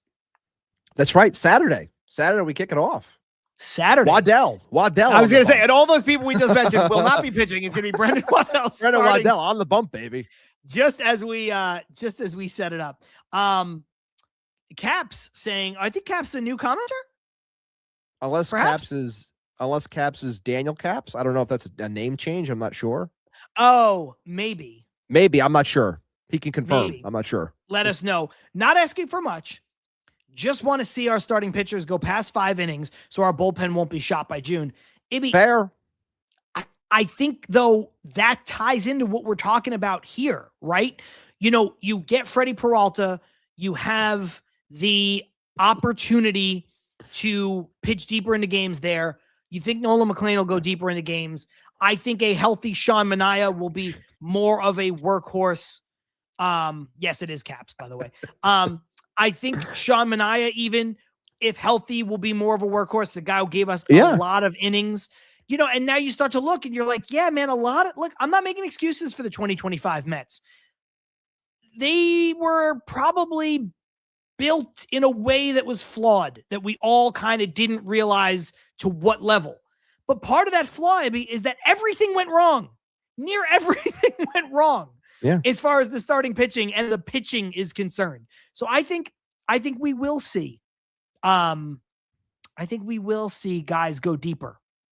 I think so too. And, you know, there are people, and if, you know, some are unaware, but there are actual people that know how to write, as I mentioned before, Gab with her fantastic article on the Mets and Steve Cohen earlier. There's also Will Salmon, who had a fantastic article about the pitching in general, where he was talking about Sean Manaea and Clay Holmes and David Peterson and Kodai Senga and and Nolan McLean and what to expect from the staff this year and what's going into the thought process with everyone and the work that they're putting in and how they look so far and how they can better themselves to last more in terms of innings. If you haven't read that article, please do so. If you don't have The Athletic, let me know. DM me. I will, you know, send you the article so you can read it. It was a bang-up job in this winter of Will because he's been fantastic with his writing, and it was just an overall fantastic, an overarching view of what this team has in store for the staff and what Willard plans on doing with them. And, you know, he's gone out of his way to meet them and talk with them about what makes them tick and what he's looking for and how he wants to relate. Like, if you haven't read it, make sure you do.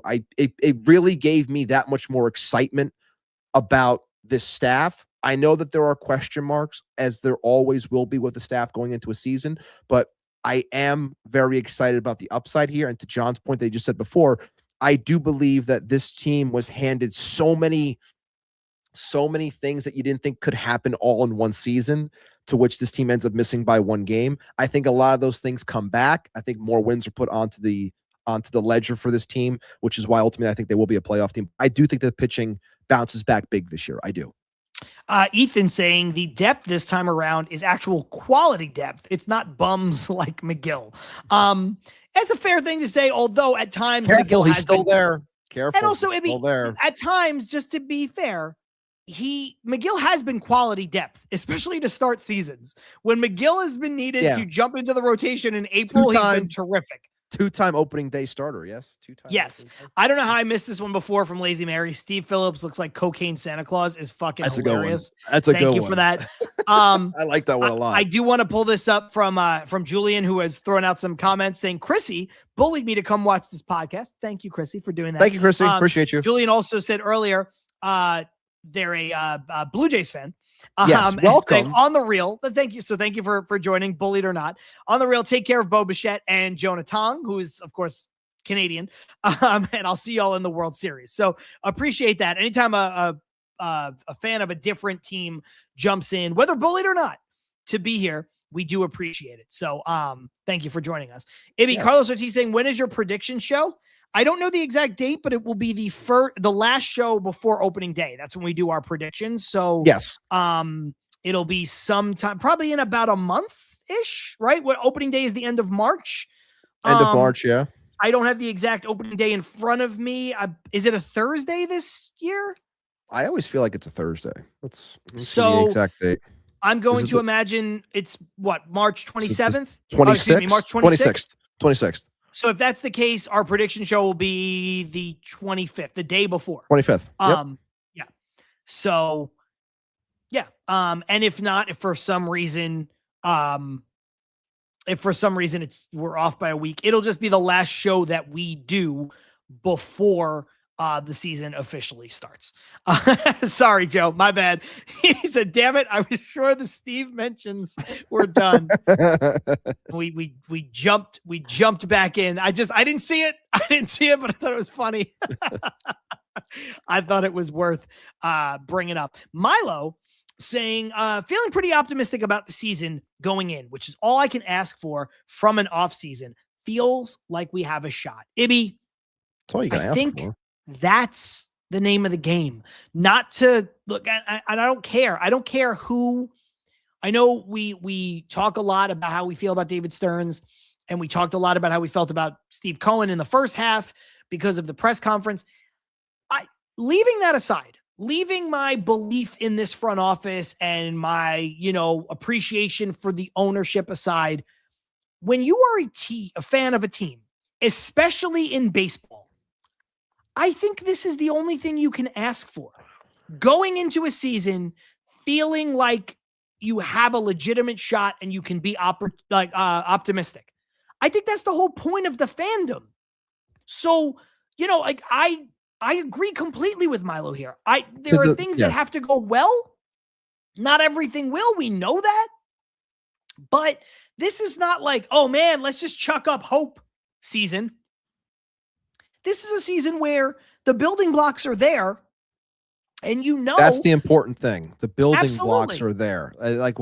We were talking before about years prior with this team where we were, it was a hope, it was a dream. It was, if everything clicks, if everyone stays healthy, if this player comes back at this time and manages to do the best of the back of their baseball, we've there is more to this team. Where could they suffer an injury? They could. Do we want them to? Of course not. But there are ways that this team can still compete. They have depth, and of course they have the money and resources to go out if they need something. So this is all you can hope for when it comes to a baseball season, that your team did everything they could to go out there and be aggressive and change things for the better, to go out there to try to win some games, to compete not only within a tough division, but against a tough foe in the likes of the Los Angeles Dodgers. So I think you have to feel good. You have a better balanced lineup. The pitching should bounce back because I don't think everything's going to go wrong. Like I just said before, you have better depth when it comes to the pitching, quality depth. I think the bullpen will be fine, but it's ever changing. I think you'll see a lot of the young guys come up this year and filter in when it comes to the bullpen, as opposed to the names that we were seeing last year. I think that was biding time for the guys that are going to be coming up this year, the Dylan Rosses, the Ryan Lamberts of the world. You're going to see names like that sprinkled in, which I think is going to be a nice shot in the arm for the pen. And I think that you should feel good. And of course it's February, so everyone feels good now. But I in general, I'm very excited for this team because, like I said before, it is new car smell. it's something different than what we've been accustomed to seeing for the last handful of seasons. Little off topic, but Armand confirming season does start on March 26th. Ibby, so our prediction show will be March 25th. It'll be the day before. So there you go. I do want to bring up the fact we haven't talked about it at all. Mets did make a signing.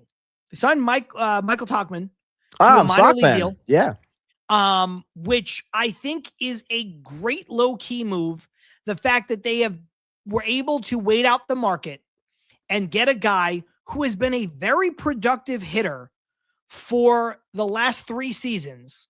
And yes, he gets on base. That's his tool. He doesn't, he's not going to hit for a crazy high average. He doesn't have a ton of pop. He's probably a league average defender, but he has a bad arm, below average arm. So he's a guy, though, who across the last 3 seasons in Major League Baseball has been very productive.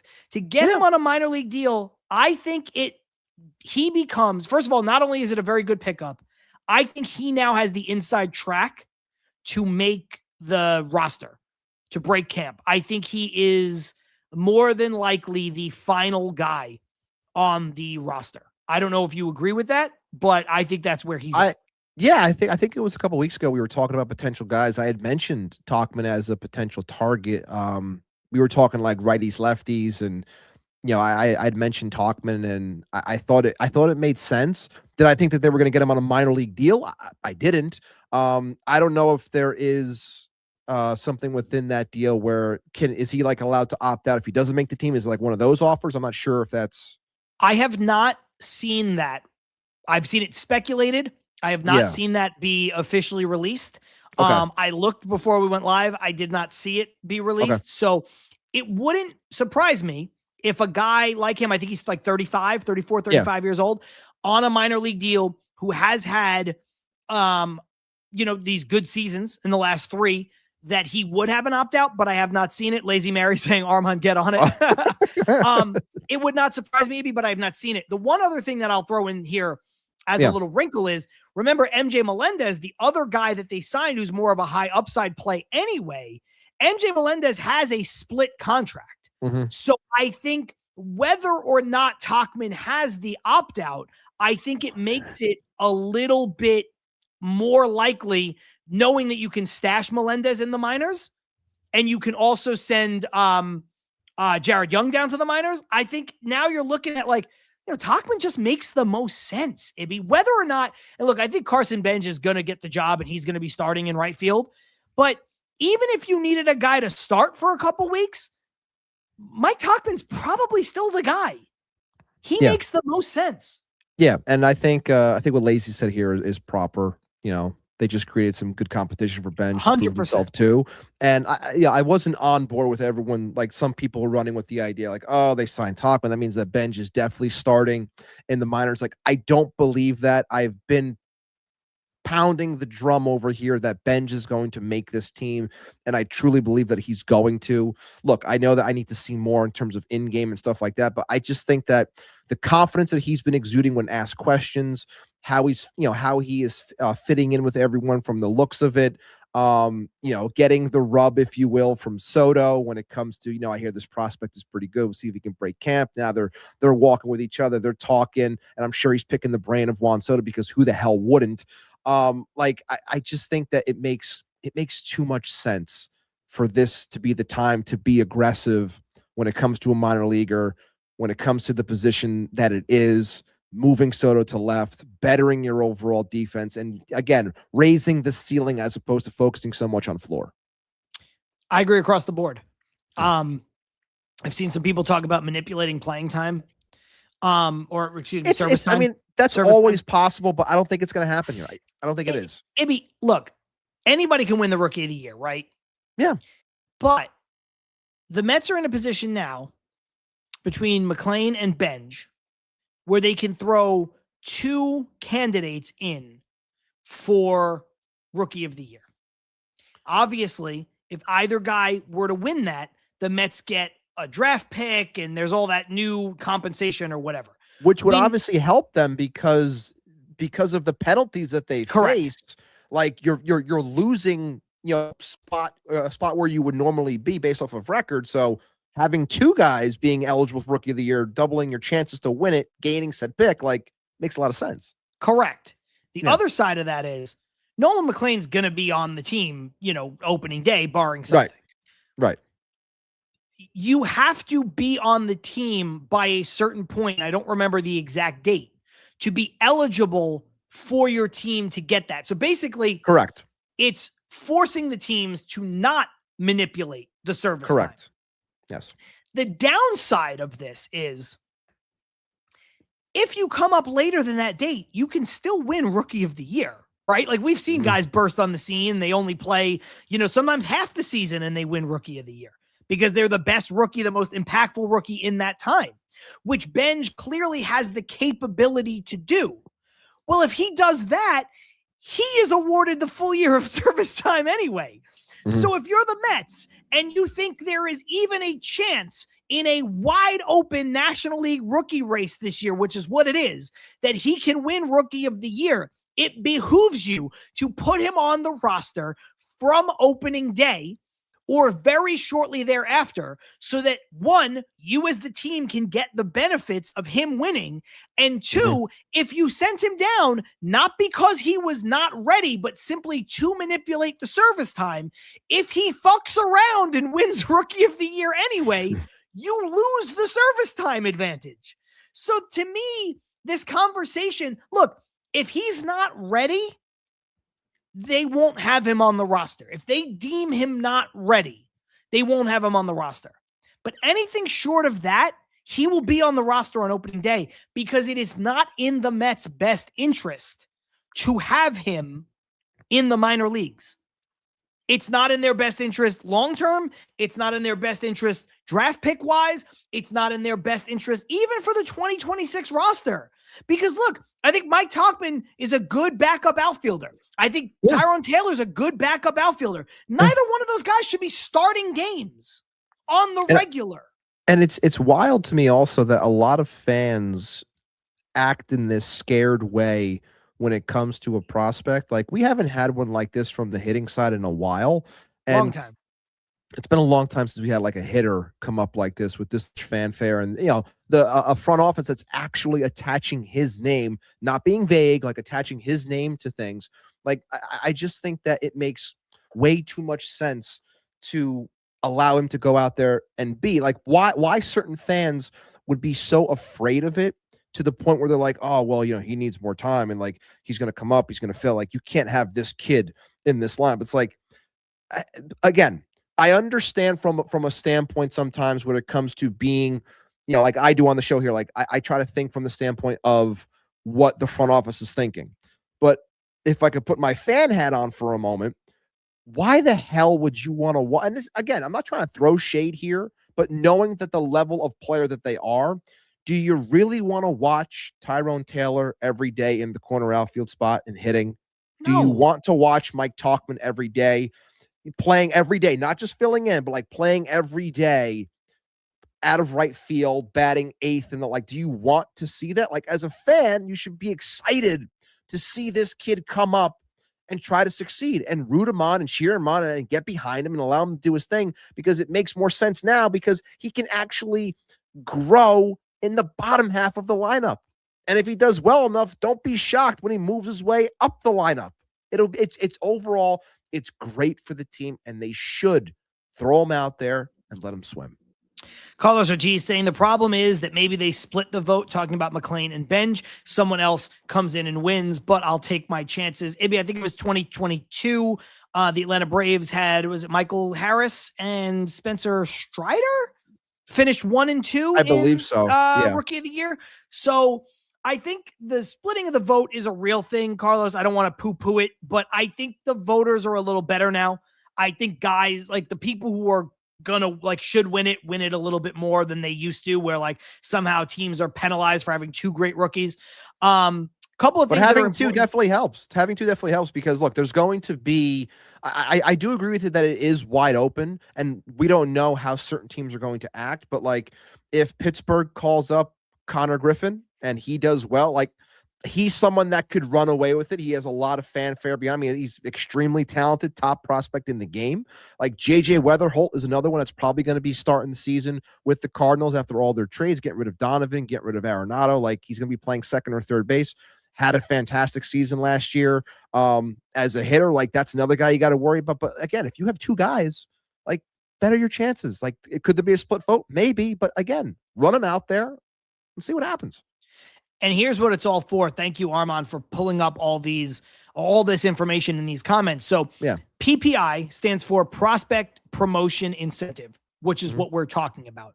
Right. To qualify, a player must be on the preseason top 100 list from at least 2 of MLB Pipeline, Baseball America, or ESPN. So the big lists, which Carson Bench is, have fewer than 60 days of prior MLB service to be on the opening day roster. So obviously Bench has none. McLean also qualifies because he has fewer than 60 days of MLB service time. If a PPI eligible player wins the Rookie of the Year award or finishes in the top 3 in MVP or Cy Young voting before become arbitration eligible. So there is not just the rookie year, but this other stuff carries on, Ibby, in the next few years, if they have them up at the beginning. Their club receives an extra draft pick. It follows the first round, and teams are limited to 1 PPI pick per year. So that last bit, let's just say Carson Bench wins Rookie of the Year, and in some crazy turn of events, Nolan McLean finishes in the top 3 for the Cy Young. The Mets would not get 2 picks. Gotcha. The Mets would only get 1 pick. Yeah. But those Cy Young and MVP awards or incentives, those do extend beyond the rookie year. It's up until they're arbitration eligible. So those next couple years, as long as these players are on the roster on the requisite time here in their rookie year, Ibby, not only do you have a chance to get a pick now, you have a chance to get a pick in the next couple seasons as well. Yeah. So it really is a no-brainer, barring something insane, for the Mets to have Carson Bench just on the team. I mean, legitimately, I keep trying to star something, but it's not working.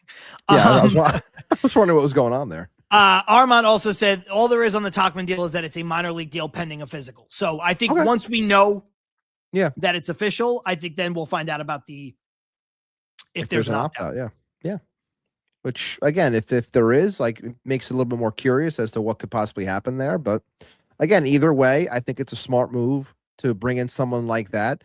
It's good to have protection like that. It's good to show that, it's not just going to be given to you. You still have to work. But I also believe that everything that Ben just said to this point, he understands that he has to go out there and work and prove. So, just having that extra, motivation there is a good thing. The one thing I will add to this conversation, Ibby, I do think signing Tauchman and Melendez, but adding those players and moving Soto to left field full-time.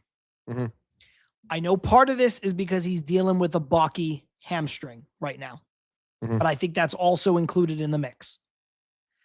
I don't think we're going to see a lot of Brett Beatty in the outfield in 2026. I think there was a chance when it was left field. I think there's less of a chance now. He should not be in right field. I don't think he should be in right field. I think it's harder. I think him not getting outfield reps now hurts that. But I also think the Mets adding depth to their outfield on the 26-man roster and potentially on the 40-man roster just changes the equation a little bit. Plus, let's be honest, Ibby, they asked Brett Beatty to learn second base last year, and he did. And he did it very well. They're asking him to learn first base now. They should. It's going to be a more comfortable transition for him. I'd like to limit him to learning one position at a time. I don't think he needs to learn how to play right field also. So I think this doesn't affect Carson Bench at all, but I think this Mike Tauchman signing and the MJ Melendez one affects Brett Beatty playing the outfield. I just don't think we're going to see it. And I think if we do see it, things are not going well. Joe's on fire over here. Brett Beatty in the outfield talk. Can we go back to Steve Phillips? But yeah, we could, but no, this will be quick, Joe. This will be quick. But I don't think Beatty should be in the outfield. I think we mentioned it last week. When it was being mentioned as a potential, I was like, if it was left, I could understand it to an extent. I know that in the early goings of his minor league stay back when he was in I think it was Brooklyn. I think he was out in left field a little bit, but it was a short-lived experiment. I know they were doing that with like Mauricio too, but it didn't really work out the way they wanted to. They put them both in the dirt. It's where they should be. So yeah, I'm with you. I do not like the idea of Beatty out and right, even if you told me that his hamstring was 100%, I still didn't like the idea. Left field's a lot easier than right field at City. I think, even experienced outfielders can have a little bit of a problem out and right at City. So putting somebody like Beatty out there just seems like, to bring it back to what we were talking about before, like early 2010s Mets would do something like that to save a penny. Like, I don't think you have to do that here. If you want to put him at second, I understand. Want to put him at third, I understand. You want to put him at first, I understand. DH, I get it. Outfield, I can't buy it. And that's coming from someone that likes Brett Beatty. And honestly, coming from somebody, me, who doesn't like Brett Beatty, I think that's Hater. Beatty's. I think it's his best role, though, Ibby. Look, I agree. I don't think that Brett Beatty is a starting everyday caliber player. I don't. I said last year, after being very down on him, that he has proved he's a major leaguer. And part of that is the defense and the defensive versatility and getting rid of Jeff McNeil and being able to do that younger, more athletically and cheaper in Brett Beatty makes sense. Mm-hmm. I think this is Brett Beatty's role on the Mets. I don't think other people can disagree, and that's fine. I don't think he's ever going to grow past that. It's certainly his role in 2026, but I also think this is his role full stop. Play around the diamond, get a game here at DH or whatever, but I just don't think he's an outfielder. To your point, I agree. I think he could have maybe done a handful of games in left field. I don't think he should play right field. For War with a good one.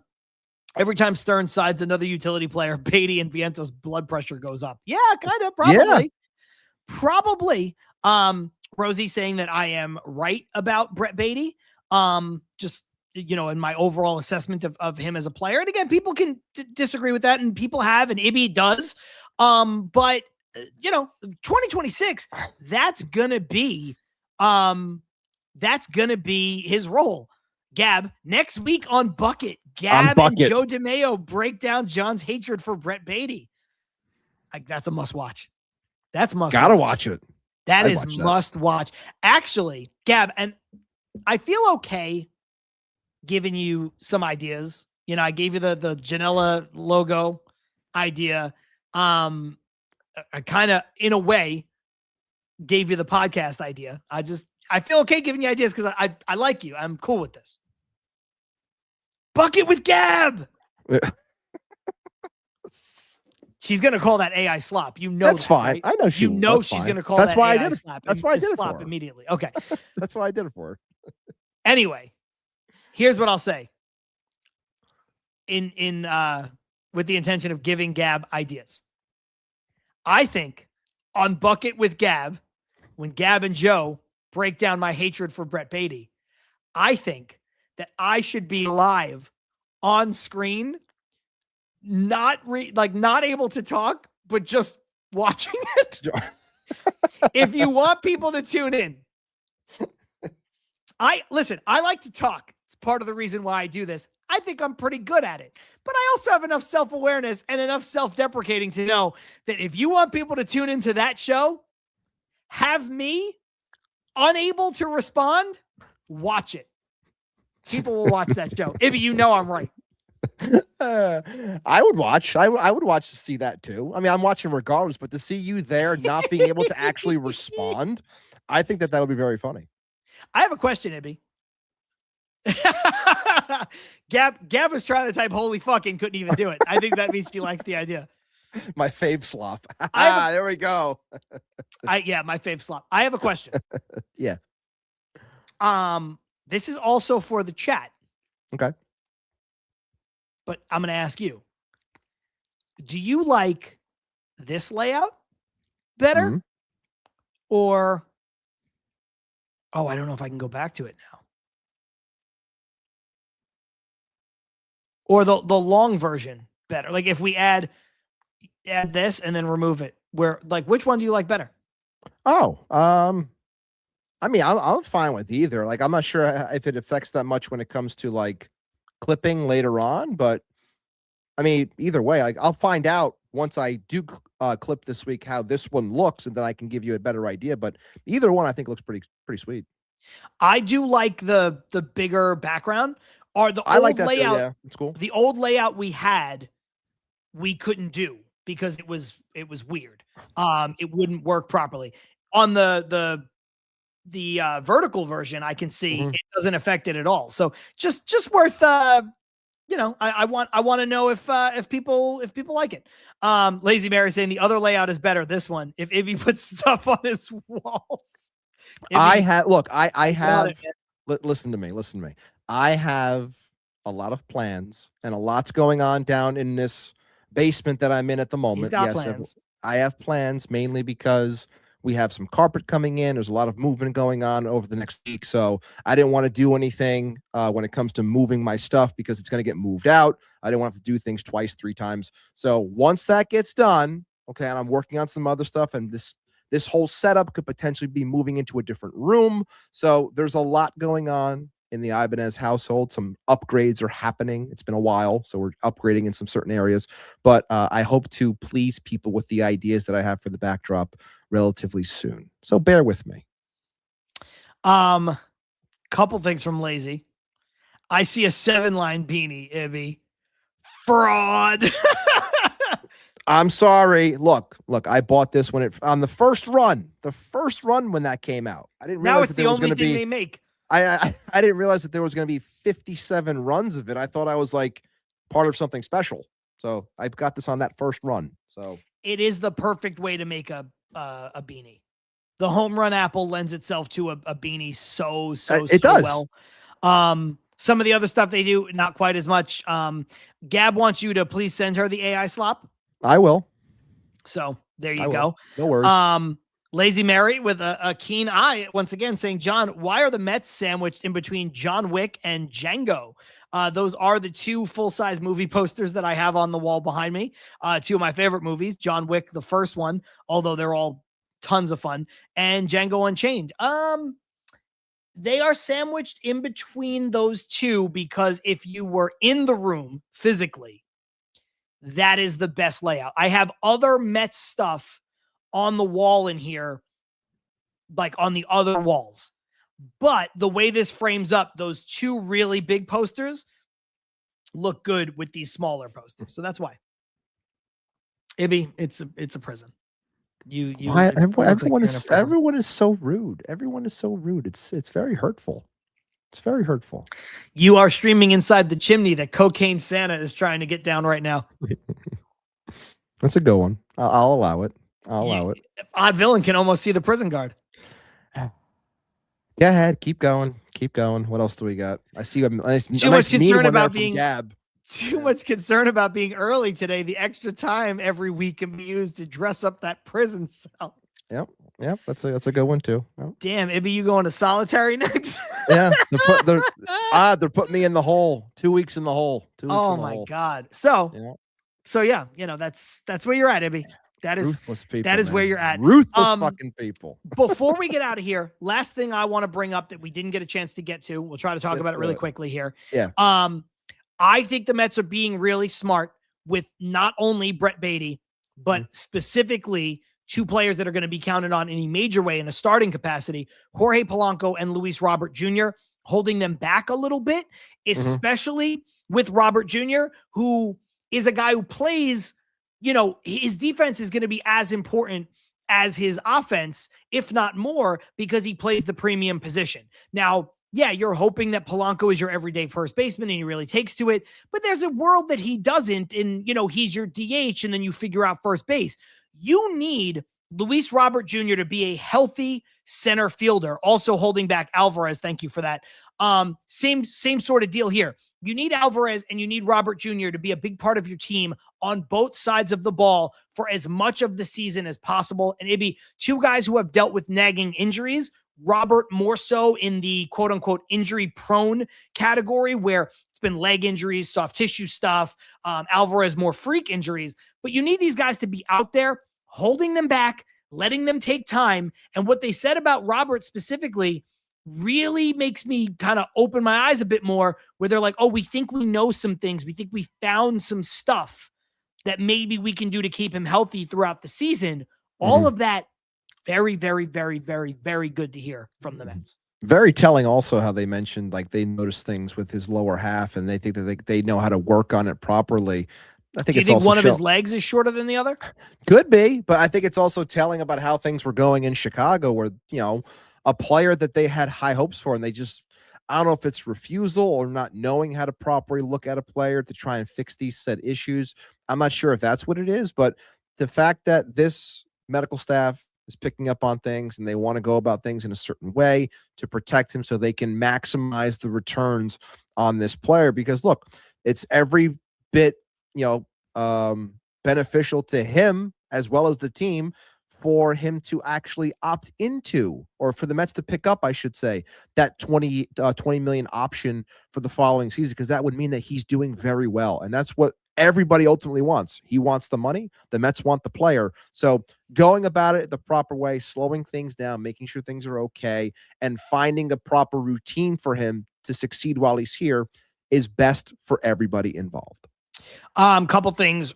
Ruben Tybee jumping in saying, if Robert Jr. is healthy, he will be a force with the bat. He was ripping the ball today in his at-bats. I do agree. If he's healthy, he's gonna do some things. Odd Villain saying he's gonna hoop this year. I agree. I think we're gonna have a good year from Luis Robert Jr. Joshua likes Graham Cracker saying the fact that he's been here a month, and realistically, it's less than a month, right? Because it's just been a few days. Obviously, they talk and all that stuff.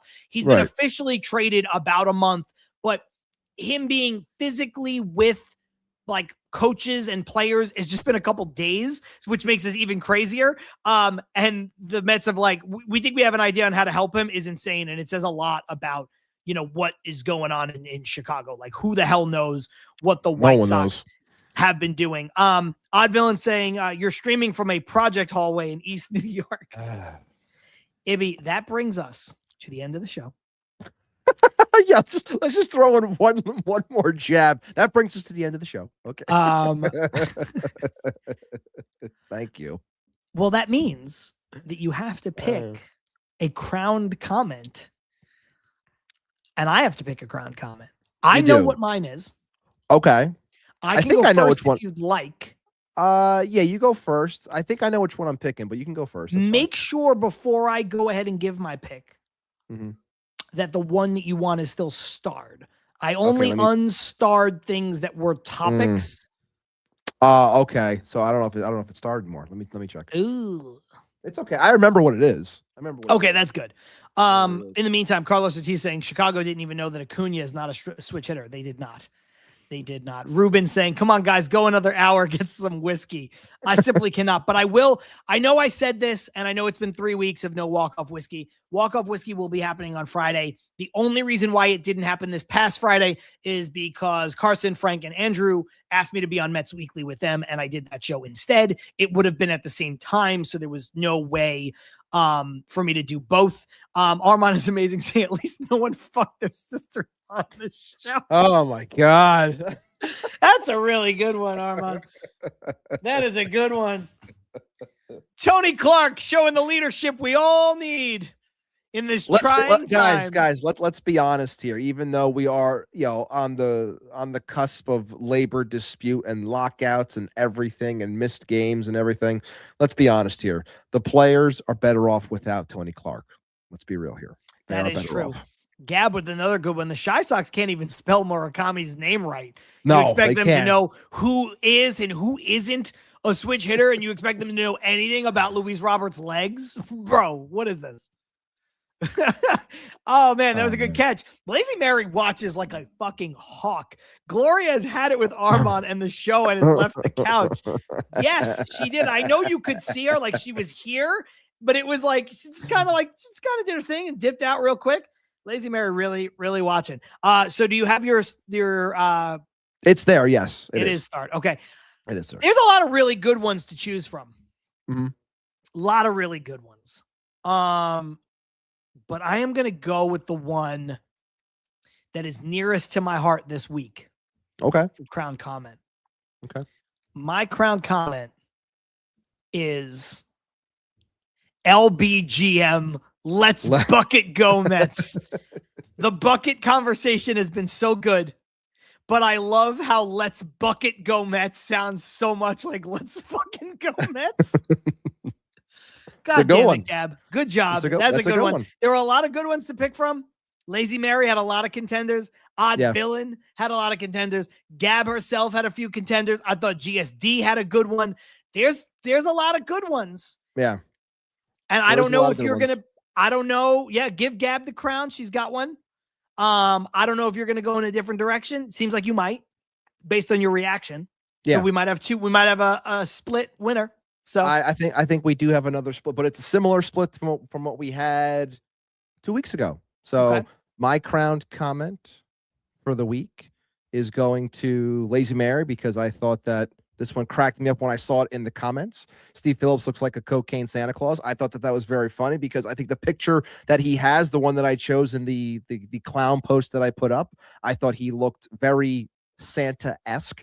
And I thought it was very funny. When I saw it in the comments, I cracked up. So I'm going with Lazy this week, which allows him to put the crown back on, but also him and Gab are 2-time co-champions of the crown comment within a 3-week span. Wow. Also another wow. First spring training game is this Saturday, and Eric Chavez is still unemployed. Couldn't have happened to a nicer guy. Yeah, I'm sure he's burning up those DMs, burning up his phone as